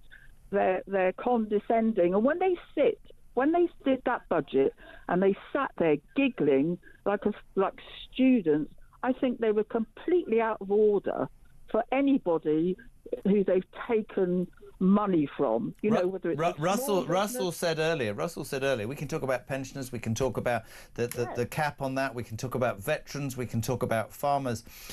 Financially, I think this Labour government is inept. I know Rachel Reeves is going to make a big speech tomorrow and talk about growth, but you've got a government that's hell-bent on creating growth while screwing businesses and trying to push a green agenda. I think what you said earlier, Russell, could happen. I think that there will be something's going to give in this country, whether it's a financial crisis. I'm not talking about a social uprising. People keep saying, I'm not saying that at all, but people have had enough, Catherine, and they have a right to speak. And I think frustration's boiling over, don't you? Yeah, definitely. And if I'm just an ordinary person, I've been a teacher for 40 years. I've been a farmer's wife for X years, and we've always worked hard. And I would love to meet and have an interview with Rachel Reeves, Steve Reed, that awful, what's his name, from the Treasury, I've got it written down here, James Murray. God, they've never been to the countryside in their lives. Why is a guy from Lambeth in the agricultural? Catherine, I've got news for you. I'm sorry, none of them have had jobs. None of them have run businesses. They are lifetime politicians that have gone from university into Labour Party headquarters, then become bag carriers for MPs. They have no life experience whatsoever. I mean, they don't know anything about you or the wider population. They're not interested in her. No, and they don't know anything about any of us. Entrepreneurs, wealth creators. Rachel Reeves still thinks that growth comes from the public sector, even though the public sector use our money to do so. Just to finish, Catherine, I don't actually believe they're proud of being British or want to look after British people. Thank you for your call. Let's shoot to Staffordshire very quickly. Michael, you're on Talk Drive. 2 minutes. What you got? Yeah, hi. I love your programme. You were talking about the public sector wallers and their terms of employment, which are rather excessive. Just one point you ought to consider is that the deficit in the public sector pension, as described by the actuarial report, that's the actuaries who's calculated it, that deficit is £3 trillion. £3 trillion. Yeah. And it is inflation proofed, so that if inflation we've had at 10%, if that's going up at 10%, so that's going to £3.3 trillion. We'll never, ever be able to pay that off. And that's on top of course, the £3 trillion worth of debt that the governments have borrowed, which is costing us £100 billion a year in interest. I mean, without paying any capital off. The pension deficit for all these people in the public sector, £3 trillion. Just get your mind around that. And Michael, of course, they famously for years they were gold-plated final salary pensions, weren't they? So you'd work till about 55, pushing a pen very, very slowly in a council office somewhere on 45k a year, and then you'd retire and spend 30 years in retirement on 45k. Even though the public sector is less efficient, they have more sick days, and they basically are less productive. They get treated better from a financial perspective than the private sector. That is the private sector that actually bolsters and pays tax into the system for the public sector to work in the first place. Do you think seems to be around the wrong way? We seem to be skewed. Michael, just quickly, I'd love your view on this. The more, Malcolm, rather, the more that we seem to delve in. I mean, today we're talking about, a report that said there's no extremism, they're all right-wing idiots, and, we need to bring back more non-hate crime. We've got, yesterday the police were told they couldn't say blacklisted or blackballed. Do you fear for this country, genuinely, truthfully? I do. I'm 70, I'm in my 78th year now. I've run lots of businesses and still running businesses as chairman. And so trying to run businesses, I don't think this lot understand or get it. And I do despair. This isn't the country that I grew up in. This isn't the country that I thought I would be living in at my age now. I am in despair, not only for the young kids growing up, but for everybody in this country. We have some sort of woke, distorted policy of trying to run a country, and we've forgotten all about the economics of what's required. We have an energy policy that is totally Ludicrous. Ludicrous. Can't work. Listen, Michael in Staffordshire, thank you. Final call this hour in Warrington. I used to live in Warrington. Malcolm, you're on Talk Drive. Hello. Morning. Thanks, Jeremy. Love your show. Where did I used to live in Warrington? I'm in Grapnell in Cheshire. Everybody knows everything. Crack on. Jeez, that's frightening. All I want to say is I was listening to someone about half an hour ago saying that they can't manage on £1,600 a month. I'm a pensioner, worked all my life. I'm 71 this year, and I've got to survive on £900 a month. Can I ask you a question very calmly? Because I don't make any apology for my opinions. I think that's the beauty of talk, that people can speak freely and without fear or favour.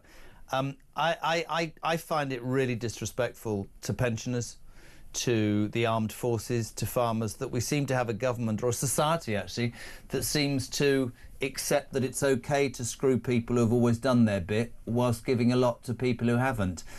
Am I right in that, or is that an outrageous right-wing extremist thing to say? Never claimed any benefits, never had any children, my wife and myself, tried for a family, couldn't have kids, so we've worked all our lives. My wife was a waspy woman who had to work an extra 6 years before she could get a pension, and basically, they just screw you.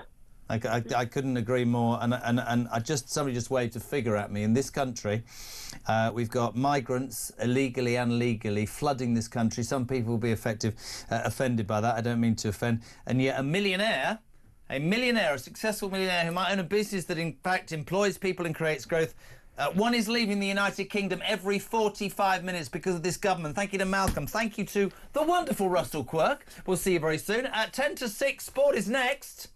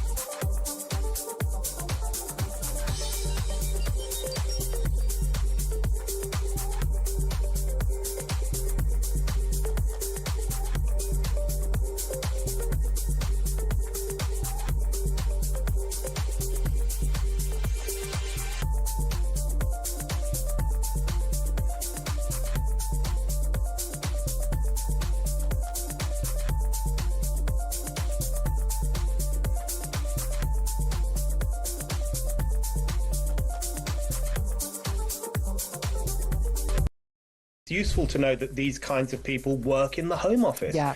The kind of people who are supposed to be looking after the security of this country think that it's a far-right talking point to go on about grooming gangs. It's useful for us to know that such out-of-touch snobs and idiots are working in the Home Office who look upon the rest of us with what seems like contempt.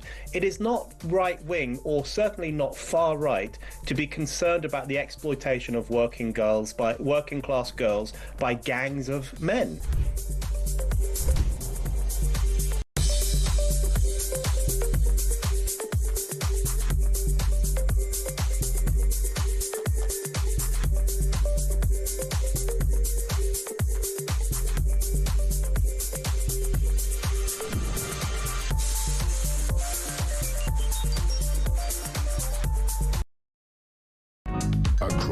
UK. On DAB+, on your smart speaker, on your smart TV, and on your side. This is Talk. Welcome back, 7 minutes to 6. No Sam Ellard, he's been cast aside into the biblical broadcasting wilderness. Push the button, please, Amy. Sport Summary on Talk. Replace me, and with a big future. Neil Candola, how are you? I'm very well, thank you for joining me. I'm not quite as talented as the wonderful Sam Ellard. But unfortunately, I've just found out, having complimented, you're a Man United fan. Yes, unfortunately, I am so. I really wish that days like this happen more often for me. Me get to join your brilliant show, and we don't talk about Manchester United. So I'll tell you what we want to talk about. It's a subject that is on the front of the Sun today, and I've been wanting to talk about this all day, and I think I might say something that might upset people, but I genuinely believe this. David Coote, the ex-Premiership referee, who was filmed online snorting cocaine, was fired by the Referees Association, has done an article today when he says, "I'm gay, but I hid my sexuality in a macho football world, and that led to behaviour I deeply regret." Leanne Sanderson, the ex-player who I respect enormously, touched upon this earlier, and I'll tell you what I think. I think these are separate issues. I think if you come out as gay, that's a remarkably strong thing to do. But to try and justify taking cocaine because you're gay in a macho football, to me is disrespecting to many people in that community who don't feel able to come out. And also, you could take, to me, it's not a bloody excuse. You got caught taking cocaine, bloody well deal with it. You expect us to say, well done for coming out? That's fantastic. Are they not two separate things? I don't think I could agree with you more there, Jeremy. I think, look, this is a situation personally that I believe is that he's not necessarily sorry for his actions. I think he's more sorry at the fact that he's been caught in these specific actions. Quite right. And as you've said, and the thing that really upsets me actually when I look at this story with David Coote is that I think it's quite clear, given the lack of gay individuals in the sport, that there quite clearly are a lot of people that want to keep it very quiet and private because they don't want to open the door to any abuse if they do something wrong, for instance. But then it almost feels like now this has just been a further confirmation as to why people are genuinely hesitant to do this. And now if somebody actually genuinely who's struggling, who worries about the reaction, as you say, from fans or colleagues, is now going to go, well, he's just said the reason he took coke is because he's gay. That's ludicrous. And David Coote needs shouting out over this. I'm really pleased with what I read with Leanne this morning on Instagram, because I think it didn't sit with me well. You know, I'm sure it is a macho football world, and I'm sure that people do have to hide their sexuality. And actually, people might be surprised when I say this, but nobody should have to hide that. And if society doesn't allow that, but when you have people like that using it as an excuse, I've been through the ringer with the press, and you just have to get your head down and get on with it, not make goddamn mistakes, especially if you're caught with coke up your nose. Exactly that. Shocking sports news, Anil. England have beaten India in the T20. Yeah, you were quite happy about that, weren't you, Jeremy? So it's a shock. 2-1 in the series now, going into the fourth.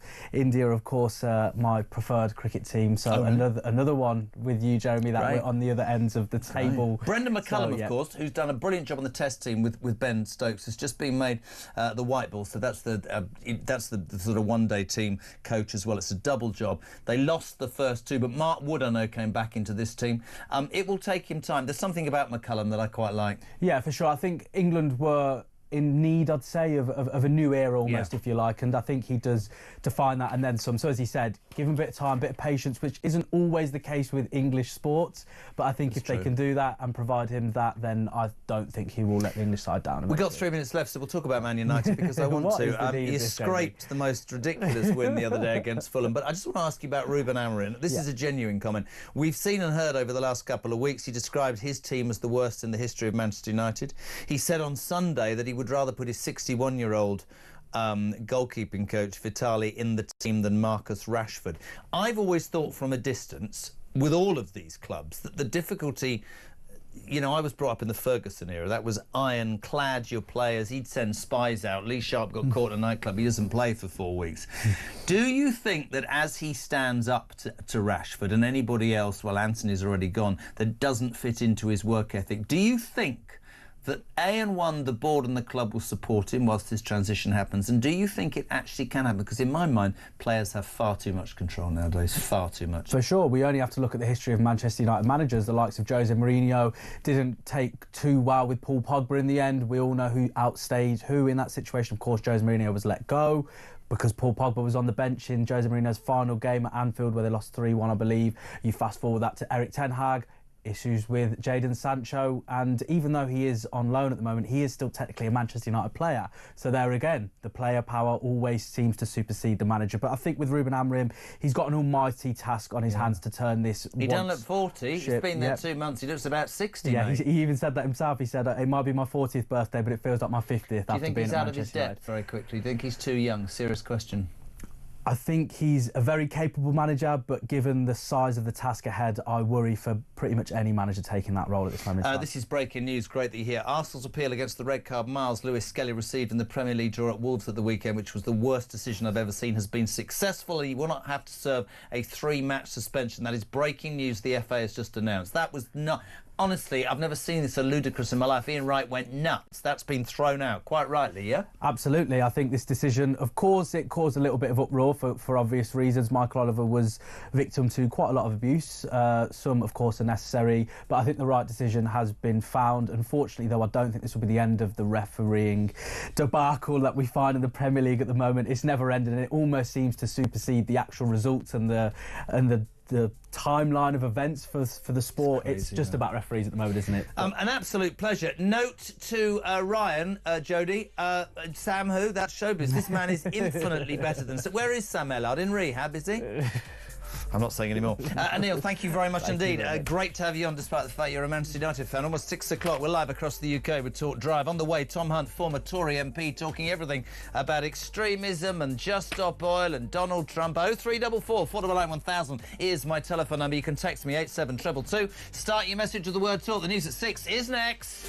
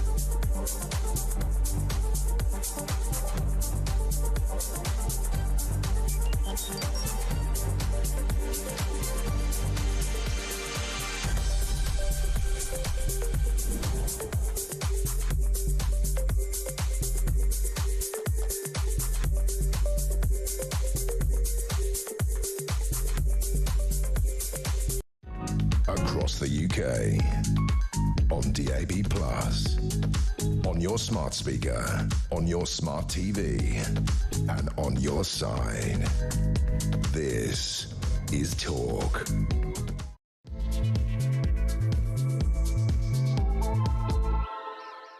Welcome back, my friends. Third and final hour of Drive for Tuesday. What is it, the 20th? Nobody gives a toss what the date is. By the way, if you want to be part of this vain attempt at a radio programme, 0344 499 1000. The only number you need, you can ring Jodie. You can send a WhatsApp voice note. Why do I wave my hands? Because I haven't got a bleeding clue how it works. But 0344 499 1000. Or, of course, text us 87222. In a tick, Tom Hunt, former Conservative MP. Loads of you responding, by the way, to Mark Francois. This one says, anonymously, well said, Francois. First Tory to acknowledge the debt to Nigel Farage, who stepped down his candidates in Tory seats in 2019. Johnson wasted his majority and subsequently let Starmer in. Makes you wonder where we would be if Corbyn had won in 2019. I'll tell you what I think. David Thomas, Reform have got the Tories rattled. For Mark Francois to say what he did about the deal to stand down during the general election means they are running scared. I just hope the Reform are sufficiently canny enough to reject their overtures. And Michael Williamson says, with respect to Mark Francois and his really important point, the animus between the Tories and Reform isn't because the Tories didn't thank Farage, it's because the Tories lied to voters for 14 years and didn't enact any of their policies. They are done for. I can't see them ever getting back. Mark in Lincoln. Not the greatest way to introduce my next guest, but a man of honesty and a man of strength of ideas as well. Tom Hunt, former Tory MP in Ipswich. How are you? I'm good. Did you hear Mark Francois? It was really interesting. He said the reason there's animosity, and I get it, is because Farage was screwed. We did never give him... there was talk of a knighthood. He said, and I quote, we didn't even buy him lunch. Well, look, I mean, I think the key thing is that we won this huge majority in 2019. There was a massive realignment. We had places voting Conservative that had never voted Conservative Completely before. destroyed it. And a lot of it was because it was Brexit. And Yep. I was really excited going in to Parliament, and in Ipswich we'd won over communities who had never voted Conservative before, and they wanted things like immigration control. They wanted us to stand up firmly for British values, patriotism, to reject woke, all of those sorts of things. And I mean, yeah, you can say, I mean, things clearly COVID was a huge fly in the ointment, but I don't think we can blame everything on that. No. There was a lot of mistakes made, and I've been repeatedly clear that I believe that to be the case. It's interesting. One of the things, we had Richard Tyson earlier, just to start with Reform. In fact, the general sort of view, before we talk about labour and assisted dying, which I know you're central to as well, is you talk about how times have changed. The Tories always talk about COVID, and we talk about the cost of living. I think the voter has changed. I think that there is a confidence amongst the British people to talk about immigration, to talk about extremism, to talk about... And you only have to look across the pond. I don't think I've ever had a response to this show more than the day of Trump's inauguration. Thousands of people all saying, why can't we have somebody in this country, love him or loathe him, and I keep saying it for a reason, not as a sort of anything other than to be honest. There's a lot about Trump I don't like. There's a lot that I wouldn't agree with. But I'll tell you what, he stood on a policy, and from minute one, he's going to enact that. Today, just such a great similar story. Today, Donald Trump, trying to enact these raids on 3 big cities in America every week to grab illegal migrants, chain them up literally and throw them out the country, has decided that he doesn't like the fact that there are officials within the immigration department who are rowing back on his policies, so he's fired them.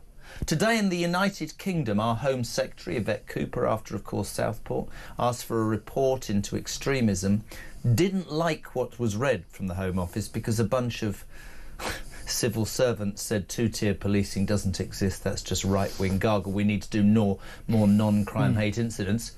She'll never sack those politics. Somebody said to me earlier, the problem with this country is the civil service run this country. I think in terms of really interesting. Trump, in terms of Donald Trump, okay, so I've never been one of these never Trump people. I mean, I would have, if I was American, I would have voted for Trump at all the elections he stood for. Absolutely. Probably in the first couple of times, a little bit of a, not a great deal of enthusiasm. However, the last election, I would have voted for him with enthusiasm. I think I sort of came to the conclusion that probably to upend the system in the way that he's doing, you need a personality like that. You need somebody who just doesn't care. Don't we need that in this care country? about what the glitterati Does your party understand that the British people look at Nigel Farage like that? They do. I think, look at what Trump's doing to tackle illegal migration, okay? He did the sort of things that I was calling for when the Conservatives were in government. He didn't hide behind the ECHR. He didn't hide behind various charities and sanctuary cities.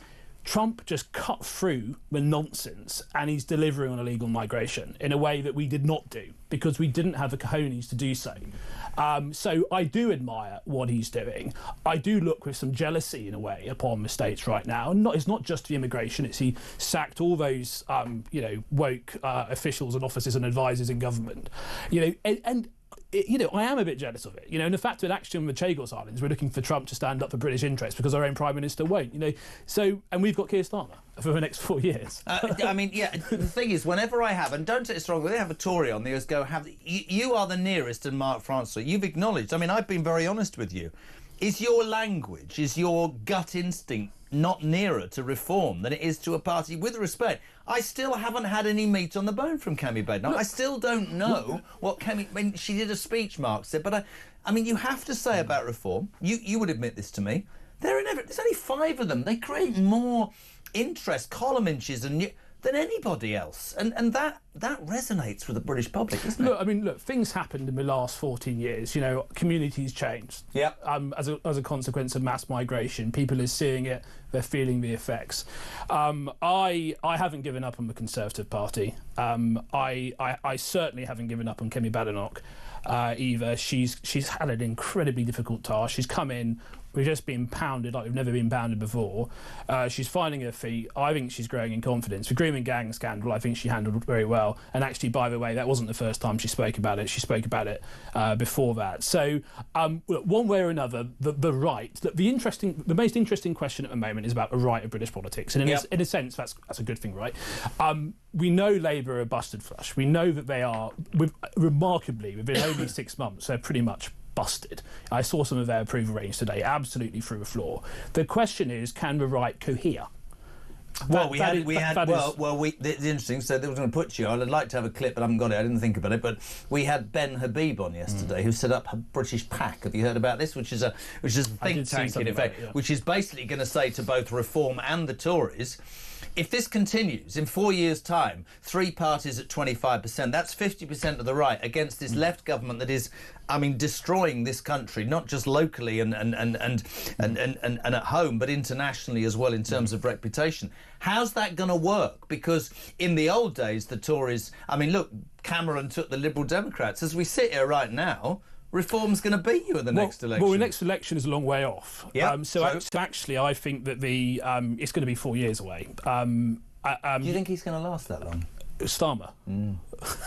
I don't. It's quite hard to get rid of Labour leaders, though. It's actually a lot harder than it is to get rid of Conservative. There's going to be a financial crisis. When he's going to come in after that. I think there'll be a March budget because I think they're in trouble. But I think Kemi Badenoch is right to do what she's doing in this key regard, which is that our brand has been battered, absolutely battered.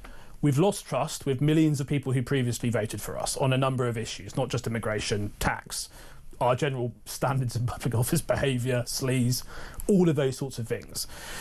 She wants to spend the next couple of years getting that credibility back on key issues, building that trust back. Okay? But she needs to tell people what it is. And she's starting to do that. And I think if in two or 3 years' time, once she's made some progress on that, there's still this sort of schism on the right, then that's the sort of time to talk about it. Right now, I think she's got to regain that credibility. Do you, as a Conservative, look at the strides that Reform have made and feel a tinge of jealousy? What do I care about? What puts fire in my belly? This country, the fact it can still be a great country. I love this country. I was brought up being told by my late gran that this is the greatest country in the world, and me, absolutely spot on. And I have not given up. There's still things about this country that are special. I'm not fatalistic. I do not. I know, but I'm getting embarrassed. I'm getting embarrassed. It can always be turned around. Do you not get embarrassed? Yeah, I guess, of course. Are military embarrassed? The police embarrass me? I'm incredibly embarrassed about the current government. Of course I am. I've got a government today saying that, let's revive non-crime hate incidents, but they won't categorically create an inquiry into rape gangs because even the police have said that will create multiracial division. I live in a country, or I was brought up in a country, that if you broke the law, it didn't matter where you come from, your religion, the colour of your skin, you break the law, you get nicked, you face the consequences. And there's so much I fear about. Can we talk about the thing that I know is very, very close to your heart? We've talked about that dossier and where the Tories are against reform. Chris Whitty today, who of course was front and centre during the pandemic, saying the assisted dying bill should not be rushed. What are your thoughts on that? Well, he's absolutely right, but it is being rushed. And he was also talking about prognosis as well. One of the key things about the bill is that there's got to be a prognosis that you only have 6 months left to live. Of course, we know that is notoriously unreliable. I mean, not long ago, literally a few days ago, I met a gentleman who had been told he's got a terminal illness, and then a few months later he hadn't. They misdiagnosed it. And so much hinges upon that. But I have to say, it wasn't just Chris Whitty. We also had specialists from the palliative care sector, the end-of-life sector. And one of the key palliative care organisations, within that organisation, 80% of the members oppose the assisted dying bill. And these are the people who know these issues the most. Why do you oppose it? Why do I oppose it? Because I think it will create a pressure that will lead to huge numbers of some of the most marginalised and vulnerable people in our society feeling coerced to end their lives prematurely. That is why I'm against it. And actually, this bill isn't just about what it means for empowered individuals.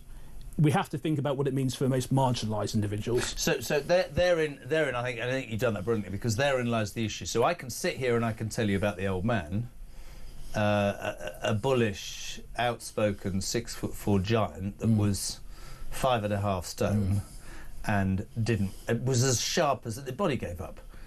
When I'm being really honest on this show, I'm just trying to be honest. When I looked through the glass that final night and saw 3 people changing his nappy, I can categorically tell everybody that debates this bill that there is no way on God's earth he wanted to make it through that night. I'm telling you, I know that. That's known to me. But I also absolutely understand that there will be people who are marginalised. I guess assisted dying, it needs huge controls, but I think there needs to be an acknowledgement. It's the old adage, we put animals down. It sounds awful what I'm saying, but my old man had gone. His body had gone, OK? And that would have been his request. And we would be denying him that request. We would say to him, you've got to spend 10 years sitting in a nappy and being fed by a bottle. He'd have just literally wanted to shoot me. There's a huge... Do you know what I mean? There's a huge amount of work to be done when it comes to improving palliative care, improving end-of-life care, social care, etc. But when we create laws and bills, we do it for everyone. And at the heart of that should be consideration for the most vulnerable and marginalised. In Canada, we've heard horror story after horror story. 5%, approximately 5% of all deaths now are euthanasia. Are they? And also, it was introduced, death had to be foreseeable. Now I've changed it, so death doesn't have to be foreseeable. So we're seeing more and more people choosing euthanasia for sort of social economic reasons, like loneliness, feeling like a burden, these sorts of things. Yeah. No, I get that. So, but if you're my dad, or you have a terminal illness and it's proven, why can't you make that decision? But you see, why can't you make that decision? Why can't my old man say, I'm really sorry, Tom, sorry, Jez, I've done 87 years, I'm checking the hell out of it. If you legalise assisted dying, you legalise it for everyone. Yeah. And it creates this pressure. You're looking at it from the angle that the pressure would then be put on people. I'm asking you to look at it the other way and say, what about people like my old man who would have absolutely bitten my arm off to have had an injection put in his arm if he hadn't have passed that night? Because I'm telling you categorically, listen, you're younger than me. That was the worst thing I've ever seen. It wasn't the fact that he was dying, it's the fact they changed his nappy. There is no easy solution to any of this. No. This is difficult because you know why? Death's difficult. Yeah. And it's terrible. And we try and avoid it as much as we can, but we can't. But for me, the idea that we will have sort of potentially thousands of sort of the most vulnerable people being coerced. I get that. I get it. For me, that is the greater fear. And also, wherever it's been introduced, there have been horror stories. There hasn't been a place where it hasn't been. You know more than me. And also, what is it about a British state and its recent performance that makes us think we're going to be the one exception? When you look at some of the scandals that have happened in Britain, the infected blood scandal, mid-staffs, grooming gangs you mentioned. What is it about the recent performance of a British state that thinks that we are going to be the one exception. My prediction is, sadly, we will not be the one exception, and in fact, we could be potentially worse than some of the other jurisdictions that have introduced it. Let's move on. Nicola in Norfolk. Jez, while I agree with a lot of what Tom Hunt says, I'm afraid I'm sorely disappointed in Kemi, particularly after her comments at the COVID inquiry, still spinning the line that anyone asking genuinely valid questions was actually spreading misinformation. Tell me, please, what Tom thinks of that. I say on COVID generally, I rebelled. I rebelled on COVID legislation. I voted against COVID passports. I was even as a new MP, I was sort of straining at the reins trying to get these restrictions removed. I'm not sure about that quote that Kemi was meant. I haven't heard that quote before, but I think she was generally, from what I remember, was fairly sort of pro-business, getting things open again. So, what we do know is that Keir Starmer, etc. I mean, if they had their way, they would have kept us in lockdown for far longer. That's a very interesting point. I'm only doing this because I think it's really important, because every time I have you on or have a Tory on, people will say, you need to put this to them, and it's not fair after you've gone. Christian, you'd be very direct to you. Jez, I was a Tory since 17. I'm 56. I voted Tory every election. In my mind, and it's my opinion, in the last few years, they acted like the Democrats. While Tory MPs who were part of this swing to the left are in Parliament, I will never, ever risk putting them back into office. Genuinely there, somebody who's voted for 40 years for the Tories says the party, as he knew it, has swung to the left, and he's a paid-up Reform member. That's the issue that the Tories have. He is correct. You know, we know that for much of the last 14 years, there are times where, you know, we had supposedly Conservative MPs, you know, masquerading as Liberal Democrat MPs. Yeah. We had people wearing blue rosettes who probably ought to have been wearing yellow rosettes. Like, we know that. And I sometimes would come across people in, you know, and I was like, oh, how am I say part of you? Is it sustainable? Because it's pretty clear to me, and, you know, I think it's clear to Kemi as well. Right. From the comments that she's made and the conversations that I've had with her, that I think she knows where the Conservative Party needs to go. And on things like immigration, but I mean, it's been going within the Tory Party. It will be fair, Tom, to say this has been going on since Maastricht in '97. John Major, all of them, trying to take that party that is traditionally right of centre, whilst doffing your cap, as Boris Johnson and before him did to the Green lobby, or what and I was a Boris fan, but that's absolutely true. But the truth of the matter is, you've then got a party who would look at what the words generate use and go, that's too far to the right. You know, does it know what it is, the Tory party? If you want to be a big national party, a broad party that wins national elections, you have to have a fairly broad coalition. But do you? But now, see, this is really interesting for me. Think about Donald Trump. These are my policies, like me or lump me, throw whatever you want to, but this is what I think. Is the Tories' problem that they've tried to be too many things to too many people for too long, and Reform have come along and said, low taxation, we're going to control the borders, strong military, police on the streets, no fear of crime, Bob's your uncle, and everybody's gone, that's refreshing. I could spend hours and hours and hours and hours going over the last 14 years, and actually the last 5 years I was in Parliament, and spelling out all the different ways in which the Conservative Party let down its voters and didn't deliver and wasn't Conservative enough. I happen to think Kemi's a bit different. I happen to think that she gets it, and actually Kemi will never try and be all things to all people. She's a very straight-speaking individual. And I ultimately, what I think may well happen is, look, we've had 6 months of a Labour government, and look at the damage that they've done. Dreadful. Imagine another for 4 years, and it probably, regretfully, will be another 4 years. I know some people will say, oh, something will happen and it'll be an election before then. There won't be. It'll be another 4 years of Labour government, economic damage, social, cultural damage. And I think it's highly likely there'll be a huge sentiment in British society then, we've got to get rid of these people, we've got to get rid of them. And actually, you know, don't let the small, the perfect be the enemy of the good. You know, let's ultimately find a way of getting rid of the Labour Party, and much of the rest of the world is getting people like Donald Trump, these sort of decisive Conservative, unapologetic Conservative leaders. We need that, right? If we're at, just to finish as we started, and I'm so grateful, if we're at where we are in the polls in 4 years' time, would you counsel, if you were standing again, would you counsel your party to go into partnership with Reform, or would you unashamedly say, no, this is the Tory party? Because Reform are not going away, Tom, they're not going away. Well, look, I mean, I don't think believe they're going away. I think we'd have to look at that situation in 4 years' time. All I'd say is that, you know, I think the country can barely afford another 4 years of Labour government. No. It definitely could not afford. And actually, you know, it'd probably be even worse, because it'd be, if Labour Party do somehow sort of hang on by accident, they'll probably be propped up by all the sort of SNP and the Greens and the Liberals. It'd be an absolute disaster. It'd be a rainbow coalition of doom, and the country would be broken by that. So one way or another, sort of patriotic people in this country who are engaged in politics, who want the best for this country, need to figure out how we get through it. You've used a word there, just to, you know, that Trump always throws out, patriots, right? I'm patently obvious to me that this government is not patriotic. I don't think most of them even like the United Kingdom. I don't think they're proud. I think they're globalists. I've always thought that. The Tory party was the party of patriotism. That rug has been stolen by reform from the Tory party. Genuinely believe that. The brand has been hugely damaged. Yeah. And completely agree. And Kemi Badenoch's come into this situation where we're on the floor, we've only got 120 seats. The idea that in a few months she was just going to wave a magic wand and it would all go away. No, I'm not saying that, but I think it will take time. I think she needs to be a little bit more open, even if she's plotting, listening, thinking, strategizing. I think she needs to say that to the British people. I think the British people want warts and all honesty nowadays. I don't think they care if you get caught with a hook. I'm being sorry. I think they do get caught if you get caught with a hooker, but I think they're more interested, and I'm being serious, about paying the mortgage, paying the bills, making sure the kids are safe, getting to see a doctor, doing something about immigration. I said, just to finish, Tom, I said something yesterday, and a few people like that.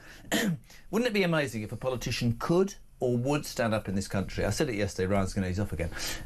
This is me, been divorced twice, smoked that when I was 18, had a rap on the knuckles for that, but I'm standing, and this is what I believe in. Let me tell you something what I'm going to do. If you come with me, there will be highs and lows, but I will keep you updated every single day of your lives. I will mess up, and things will be good and things will be bad, but if you stick with me and I ain't taking anything from anybody, I'm going to keep going, and we'll get there. If I don't get there, I'll put my hands in the air and walk away, but let's go do it. That's what I want from my politicians. Well, that's what we want, and we also want flawed human beings. Yeah. As politicians, we don't want these bland people who don't have any personalities and no experience of life. You know, I mean, I've believe it or not, I've made the odd. You know, I've occasionally behaved in a way which I might, you know, when I was at university, etc. But it's not for me to let out on air. I know all about that. We've got the dossier under the table. Tom, it's always a pleasure to come in, mate. And what I love about you is your honesty about what's happened. And yet, there's a lot of Tories who still won't acknowledge it. You and Mark Francois this afternoon have, and we really appreciate you being on. Tom Hunt, former Conservative MP, and I have a feeling he'll be back. You'll be back in 4 years, won't you? I harbour ambitions to return to Parliament at one stage, at some stage in my life. But Good man. Who knows when that is? Thank you, Tom Hunt. Your call's on the way, by the way, 0344 499 1000. We'll talk to the Republican overseas Errol Moorcoach. We'll talk to him about the latest in Trump land. It's all coming up on Talk Drive. Back in 3.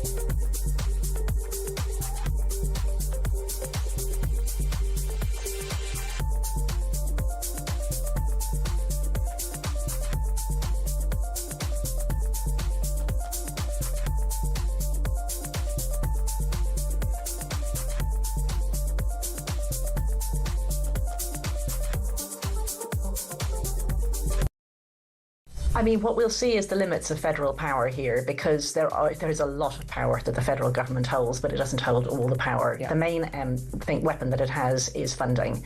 Under Obama and then under Biden, federal funding was reliant on you accepting identity claims about gender identity. So for things like women's shelters, for any school that received federal funding, for any university that received federal funding, you had to accept that people could identify as the opposite sex.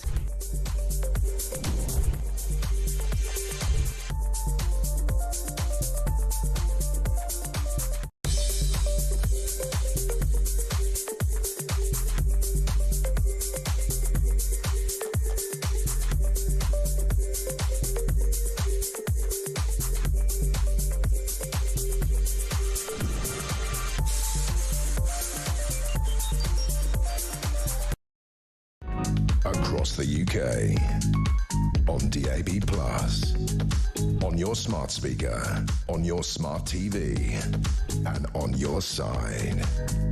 This is Talk. Back almost 6:30 Tuesday night. We're live across the UK with Talk Drive. JK till 7. Kev O'Sullivan, it says here, the amazing Kev O'Sullivan here with his political asylum from 7 o'clock.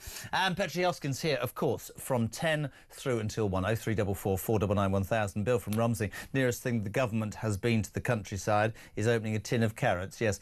Talk. JK at PMQs tomorrow. Two-tier Kia will be like the cat that's got the cream after his 45-second phone call with the fantastic Donald Trump, a leader who puts his country and his people first. You could learn so much from him. Jeremy Carl, thank you so much for using common sense to address important issues, says Clarence. Cider Mark, I've no idea what that means. I mean, why would you call yourself Cider Mark?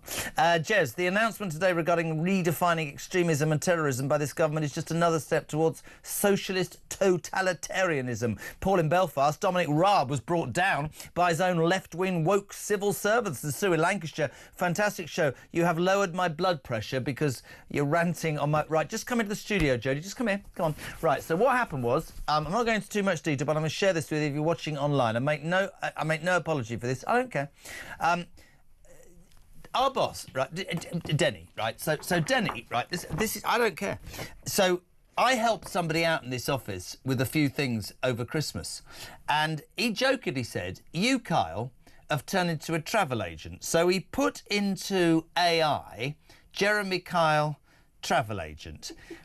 It's not funny, Jude. What has happened is I look like a fat man with man boobs who's cross-eyed. I mean, what in the name of God is that? Look at me eyes. Can you zoom it? Look at me eyes. It's unbelievable. You think that's funny, do you? Yeah. Get out. Thank you very much indeed. Thank you, Danny. 6:30. I don't care. I have no shame at all. There was another one with me in Speedos, which I didn't feel particularly well. Anyway, across the pond we go.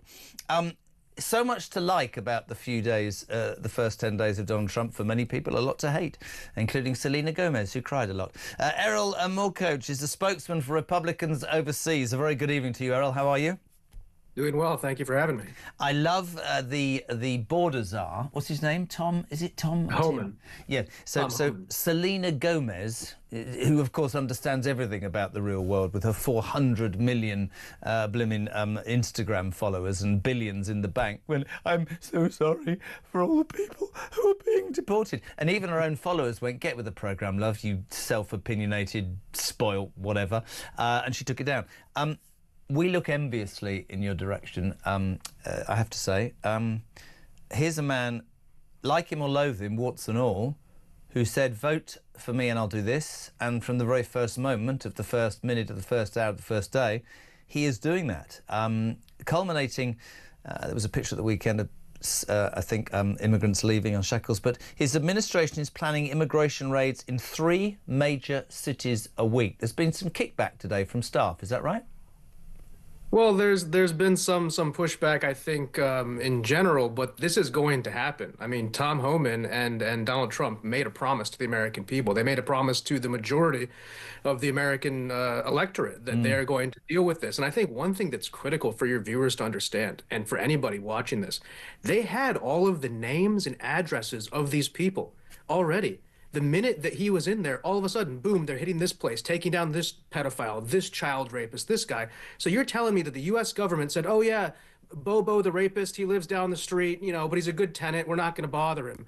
No, that's not cool. None of this is cool, and it's even more uncool that you had all the addresses. You knew where all these people were, and you did nothing. And these are the most violent people we're getting out first. So we're not going around and finding the hot dog vendor who skipped across the border. That's not the focus of this first net. And also, one important thing that the Trumps are really, Homan and Trump are doing is they're making sure that all of our agents are very well dressed and identified. So there's not going to be any videos of undercover police officers grabbing people. Everybody's going to have the full ICE, the full U.S. Insignia to show this is a real action. This isn't going to be some like underground action. This isn't a vigilante movement. These are serious government agencies going after the people who they've been prevented from getting out of this country for years. And we saw what happened to Lincoln Riley and other Americans who were murdered unnecessarily. And this is the kind of action that's needed, and something that it's music to my ears to finally see it. And well, I'll tell you why it's music to many people in this country is, and there will be people like Selena Gomez and the bedwetters in this country who will go, oh, because they would be happy to give these people anything and everything. And in this country, that sadly has gone to the detriment of people, veterans in this country, the old in this country, who are being marginalised, so that we favour people coming to this country, hotels, GPs, whatever. Why I wanted to bring it up with you today is the day that Donald Trump gets some kickback from certain members of staff, he sacks them. That's what he's done. That's been reported. Our Home Secretary ordered a report, Yvette Cooper, into extremism on the streets after the riots. Today that report was turned down by her because run by what you would call officials, we call civil servants. The civil servants said, that's not happening. What we need to do is talk more about how words can really hurt people and make... And honestly, I swear to God, people in this country have had enough, and they want their politicians to be strong. And it's a different system, I know that. And of course there will be people that find Donald Trump abhorrent. But I'll tell you something from this side of the pond, to have somebody that would go, here's what I'm going to do. I'm going to make you financially better off. I'm going to make you and your communities safer. I'm going to make us on the world stage have its reputation and not be skint. And I'm going to stop people fighting. Oh my God, what wouldn't we give? That's the truth. That's the truth. Yeah, and it sounds all so simple. I mean, when we were children, we were taught, sticks and stones may break my bones, but words will never hurt me. And then everybody grew up and they became the softest, most pansy generation of people who couldn't take any criticism. And in the end, who is this protecting? It's not protecting the rich Democrat voters, by the way. The party of the rich is the Democrat Party. It's protecting the working class, the people whose wages are suppressed. Bernie Sanders, I've brought it up many times, was the biggest proponent of closed borders of anybody. You can't have a social system where millions of people are coming in. You mentioned veterans in your country. Veterans, over 1 million American veterans are homeless or in dire housing straits. And we're putting people up in hotels, and meanwhile telling the victims of the hurricane in North Carolina, okay, you get 2 weeks at the Motel 6, then you're on your own. Okay, all of this stuff is just common sense, and somebody coming in and actually listening to the people and giving them the dignity of their leaders caring about them, that's a new thing in America. And I think it's something that in the UK, I hope you guys follow this. Finally, we can say some leadership out of America. We haven't been a very good leader for anybody in the last few years. But this is protecting the vulnerable and the elderly and the poor. Yeah, and I get that. Do you, I mean, Errol, I'm really interested. Don't just give me the party line. Be honest, man to man. Did you really think he'd win as big as he did? No, I didn't think he was going to win that big. Honestly, I thought my prediction was a very narrow electoral college, a win, and then I thought if we got the popular vote, it would be like 0.2, 0.1. I thought maybe we could eke it out. I did not expect us to get a 1.5 on the popular vote, even though I was predicting we would get it. It blew away my estimate. It also killed my bet, where I had the money between 0 and 1%. Well, listen, you can't do that in England because you go to jail. I was also looking at JD Vance, who impresses me on a daily basis. If Donald Trump gets it right, the Republicans could stay in power in 4 years' time, couldn't they? Oh, absolutely. JD is our talisman. I mean, this guy, he's a millennial. He's 39 years old.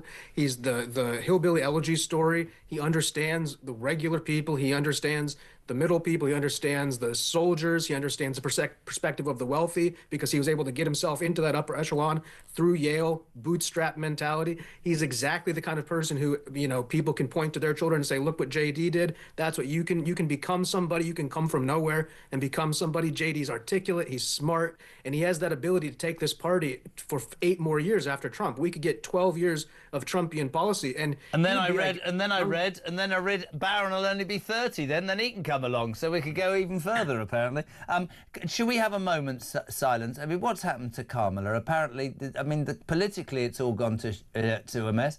I nearly said the wrong word. And a marriage, apparently. It's not going well for Mrs. Harris, is it, to be fair?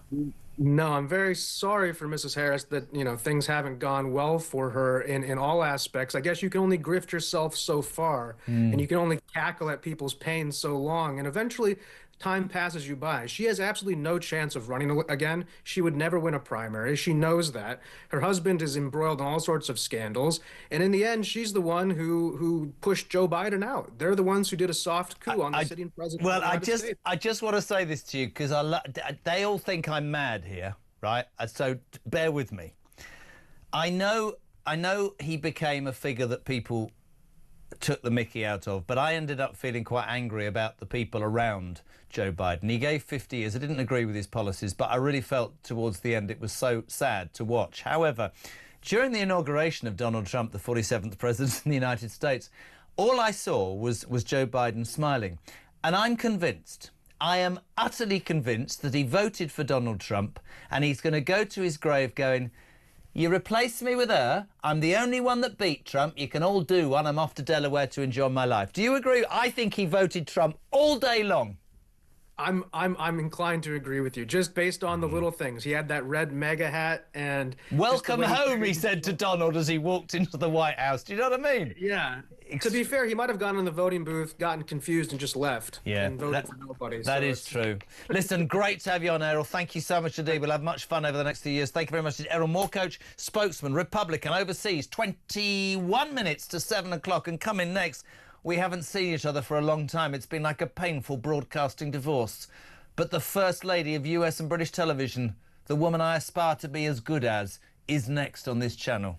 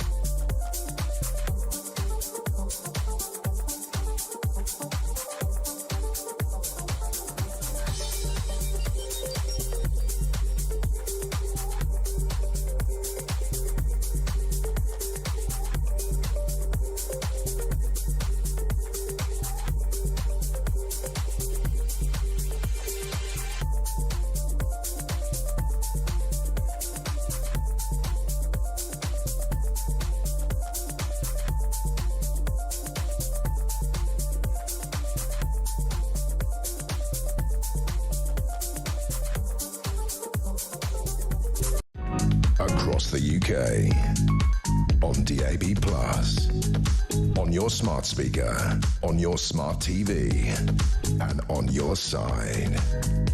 This is Talk.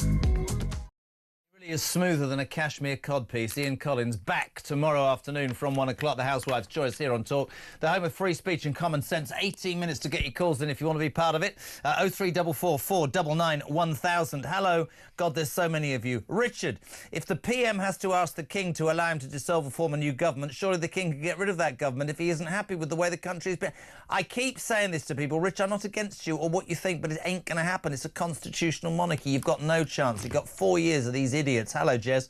I'm sure that we could stop the boats by banning all small boats in the channel unless they abstract from a British port until the safety issue around the dinghy crossing is stopped. EU fishermen will need them stopped, so we'll force their government to stop them. Absolutely. Jez, good evening from the far right. Bring a law in similarly to the emergency service. If the civil service staff cannot strike, then sack those that oppose the changes. I won't buy, I don't care what anybody tells me, that you can't sack civil servants. Why can you not sack civil servants when they're not doing the job that they were paid for by us to do? Joke. 0344 499 1000. When I started on this amazing channel, one of my first ever interviews was with this lady I've aspired to be an nth as good as she has ever since. Ladies and gentlemen, royal commentator, US commentator, a right clever person. Kinsey Schofield, good evening. JK, I see you in like 2 weeks. How exciting is that? I have a hug for you. I didn't know this, but yous are coming. Why are you here? What's going? You're up to something, aren't you? Why are you coming here? Are you going to something royal? It's Valentine's Day. It's Valentine's Day. Obviously, I want to be with you. I can't tell you this on air, but I'll tell you when I see you. I had a dream the other day. Good Lord, Jeremy. Honestly, that'll probably be on bloody Jimmy Kimmel. He doesn't like Donald Trump, Jimmy Kimmel, does he? Oh my gosh! But you know what? It gives Jimmy Kimmel and all of the Jimmy Fallon and all of the CBS, whoever the CBS guy is, Stephen Colbert. It gives them all of the ammunition they need. They're irrelevant without somebody like Trump in the White House. Jimmy Kimmel looks like the boy that got bullied at school. Stephen Corbett's got a funny right ear. The one I like is the other one. What's the other one called? No, you like Jimmy Fallon, who had Trump on his late night show the first go round, and he was absolutely destroyed for it, and he hasn't had him back since. Yeah, but he's fun. I like him and Joe Rogan. Yeah. Anyway, listen. This is very, very important. I want to talk to you about California, where you are, of course, those dreadful fires. Gavin Newsom, or Newscum, as Trump's now called him, Trump flew in the other day. Terrible scenes. But I'm fascinated in this argument that the sort of woke democratic governor and country had sort of been responsible for diverting funds out and not having it. How is it in LA? Because, I mean, some of what we see is just awful, man. Well, first of all, I have to tell you that, I don't know if you heard this, but President Trump did not invite Gavin Newsom. You know, he did not want anything to do with Gavin Newsom when he decided he was going to come visit us. And he'd been throwing all of those insults like Gavin Newsom out on his Trump social and on, you know, the fact that Gavin Newsom insisted on being there and meeting him at the tarmac. I think it rubbed a lot of us the wrong way because it felt like a PR stunt from Newsom, who has just made so many poor decisions over the last few years that everything seems to look like a PR stunt when it comes to him now. I mean, I think it was last year, $100 million he took away from the budget when it came to fighting wildfires. Don't even get me started when it comes to... And gave that to what? What did he give that to? Homeless. A lot of the funds they've put towards solving the homeless crisis, and our homeless numbers have increased since they've started putting more money towards solving the homeless crisis. So, and you know what? I feel horrible about the homeless, but I believe it was like 14% of the fires that were started last year were started by homeless encampments. You know, there are a significant amount of the fires that start around here by homeless encampments. What I was interested in, because when I saw the pictures of Trump, Hollywood loathes Donald Trump. I mean, interestingly, I think they did the nominations for the Oscars the other night, and the leading film with about 3,000 nominations was the transgender-related film. And Donald Trump's made it obvious as to what he believes in. Just there, in California, the world that you have, do they find him completely abhorrent? Are there people in California that support him? And from your point of view, seeing what he's done in those first 9 days, I mean, to us, it's inspirational. Today, we call them civil servants. He calls them government officials. You don't do the job I do, you're all fired. I mean, honest to God, man, we would literally walk across water if we could to come to America. Most people I know right now. I am seeing a lot of people having meltdowns on the internet. Oh, Selena Gomez.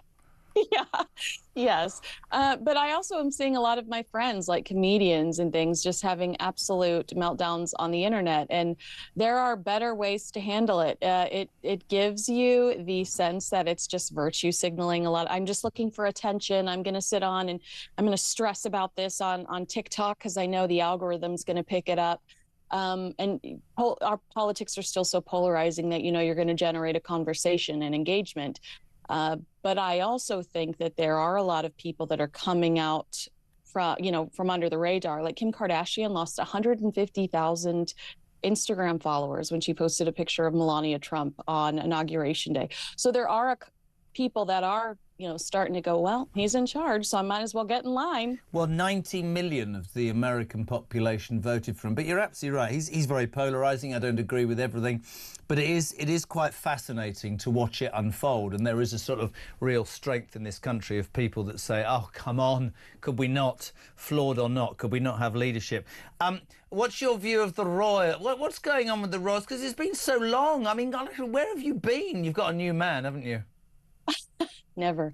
Well, what's going on with the royals? I thought you were going there with the fire stuff, because Harry and Meghan were just so torn to shreds over their PR stunt when they stopped down by the fire. But we are hearing some sweet news about Prince William. Yeah, this is what I meant. Yeah, and he's got a really great relationship with Lady Louise Windsor. She is fiercely loyal, impeccably sharp. And, you see the way she admires her grandparents through carriage driving and her role in the Army Cadets. This during is her Sophie. time. This is the Duke and Duchess of Wessex's daughter. Yeah. And this is really interesting. And I only know this, and I'm not trying to. So. She nearly died. You know this during childbirth. The Duchess of Kent, Duchess of Wessex had a terrible time. It was a local hospital there. We lived in Bagshot, and this girl has sort of been brought up under the radar. She was an absolute apple of the eye of her grandfather, the carriage driving, and it's interesting because Prince William apparently. And she's only 19, 20, she's at university. He thinks that she's the absolute mirror image of his grandmother and leans quite heavily on her, which is quite a sweet story, to be fair. Yeah, she is 21 years old, so she's but you're right, she's adorable. She's a young woman, and of course Prince William, who also went to St. Andrews, is going to love seeing images of her wearing combat gear and camouflaging her face. I think that they have a lot in common, but she has a lot in common with the Queen. If she joins the military after completing her final year at university, she would be the first female royal to do so since the late Queen. And if you look on her LinkedIn profile, because she's savvy, she's technically savvy, you can see that might be something that she might pursue after school. But she has a very sweet heart and strong work ethic, and I imagine that it gives Prince William a bit of comfort knowing that she will be there to support him if need be. Great story. So listen, you're coming here. How long are you here for? A week. When are you coming? When are you coming to the show? I'm coming my first day there on Monday. Okay, I'm taking you for dinner. There's no excuses. We're going out for dinner. We've lots to discuss. Is that all right? Yeah, I would love that. I'm excited to see you. All right, my darling, lots of love. Thank you so much indeed. Kinsey Schofield live from Los Angeles here on Talk Drive.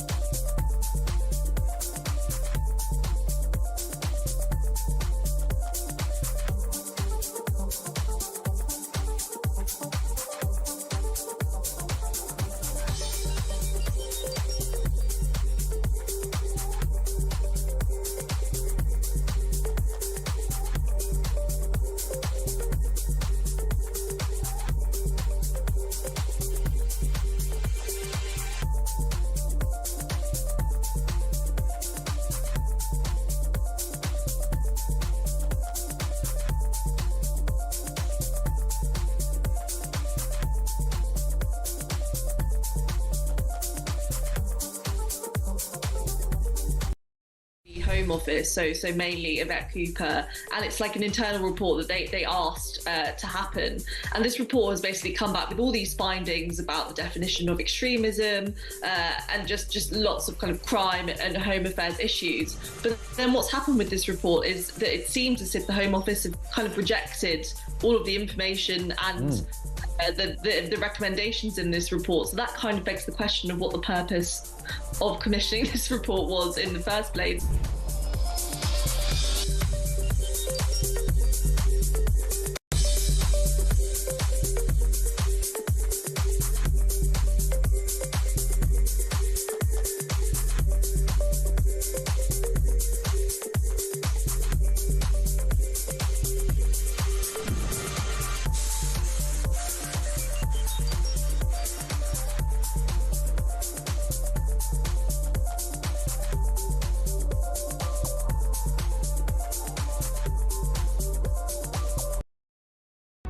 Across the UK, on DAB+, on your smart speaker, on your smart TV, and on your side.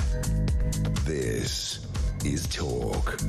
7 minutes to 7 o'clock. Thank you for listening today. We'll take some calls in a tick. Don't forget, Kev O'Sullivan here from 7 o'clock tonight with the political asylum. Can't speak. Petri Hoskin, she's a dish. You know what I'm saying. She's here at 10 o'clock.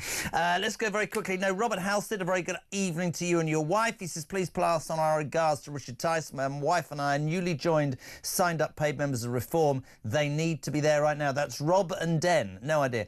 Ian, give unemployed people to the local councils to do work for free, decorating, litter picking, maintenance. Couldn't agree more, Ian. Gaz Connor, the government has issued a statement saying that they have no plans to implement this two-tier extremism report. Whenever a government says no plans, you absolutely know, says Gaz in Pontefract, that they haven't ruled it out. I wouldn't disagree. Claire Afternoon, Jez, the Home Office is in charge. We have followed their lead for years. The last government followed their lead to their eventual downfall and lost the election.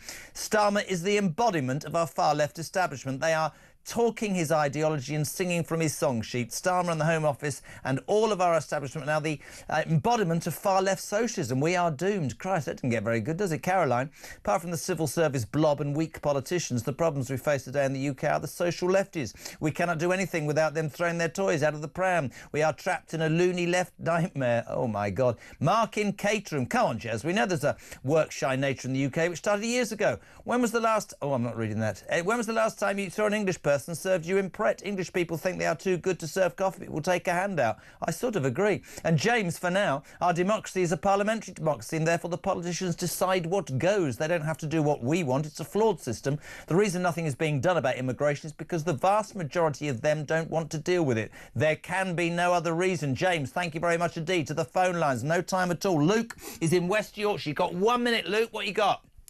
Good evening, Jeremy. I just wanted to point out that there's been a study by Thames Water saying that there could be up to 585,000 illegal immigrants in London, meaning that 1 in 12 people in London is an illegal immigrant. And I just thought I had to mention that because that is absolutely ludicrous. It's beyond ludicrous, mate, and all the people who seem to think that is acceptable don't understand the impact that it's having from north to south and east to west. People in this country are saying enough is enough, aren't they? Very simply, they are.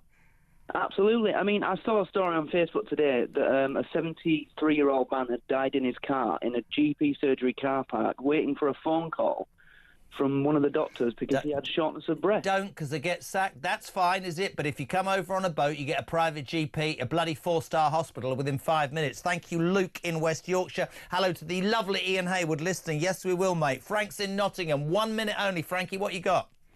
Listen, mate, there's only one person who can solve these boats coming over, and that's Donald Trump. He needs to do an executive order. Any country in the world, any country that facilitates illegal migration through their country to another, will have massive, massive sanctions. And the boats will stop. I'd quite like us to become the 51st state of the United States. That's what I think would be good. I think instead of him making Canada the 51st state, I'd quite like Donald Trump to make the United Kingdom the 51st state, and all of us would be in a slightly happier way. I'm filling, but thank you very much indeed, Frank. So he's here, the man that does to broadcasting what Ronnie Corbett did to basketball. How about that? How about that? I like the idea that we should become the 51st state, because I know you read the papers and everything, but I mean, the best part of today is the report. Let's not deal with extremists. Let's do it. And people ring me and go, we can't do anything because of the civil service. Donald Trump got some kickback today of his immigration things, and do you know what he did? He sacked all the bloody government officials. That's what we need, Kev. Do you know what worries me about this report, though? Of course, we should all be seethingly furious about it. How dare they? How dare they? I've listened to talk all day. So many ex-servicemen who fought for their country saying, now that my government says I'm a far-right extremist. I fought in Northern Ireland. People who've worked all their lives, decent people. Absolutely outrageous. Yes, we should be angry, but what we really should be is very worried. These people hate us. These people are at the heart of government. They hate us. Keir Starmer hates us. If you express anything with which they don't agree, they dismiss you as a far-right extremist. They think we're all thugs, and that is very, very worrying. I mean, thank God. That's ideology. Thank God Yvette Cooper at the last moment decided to reject this report. But hold on a second.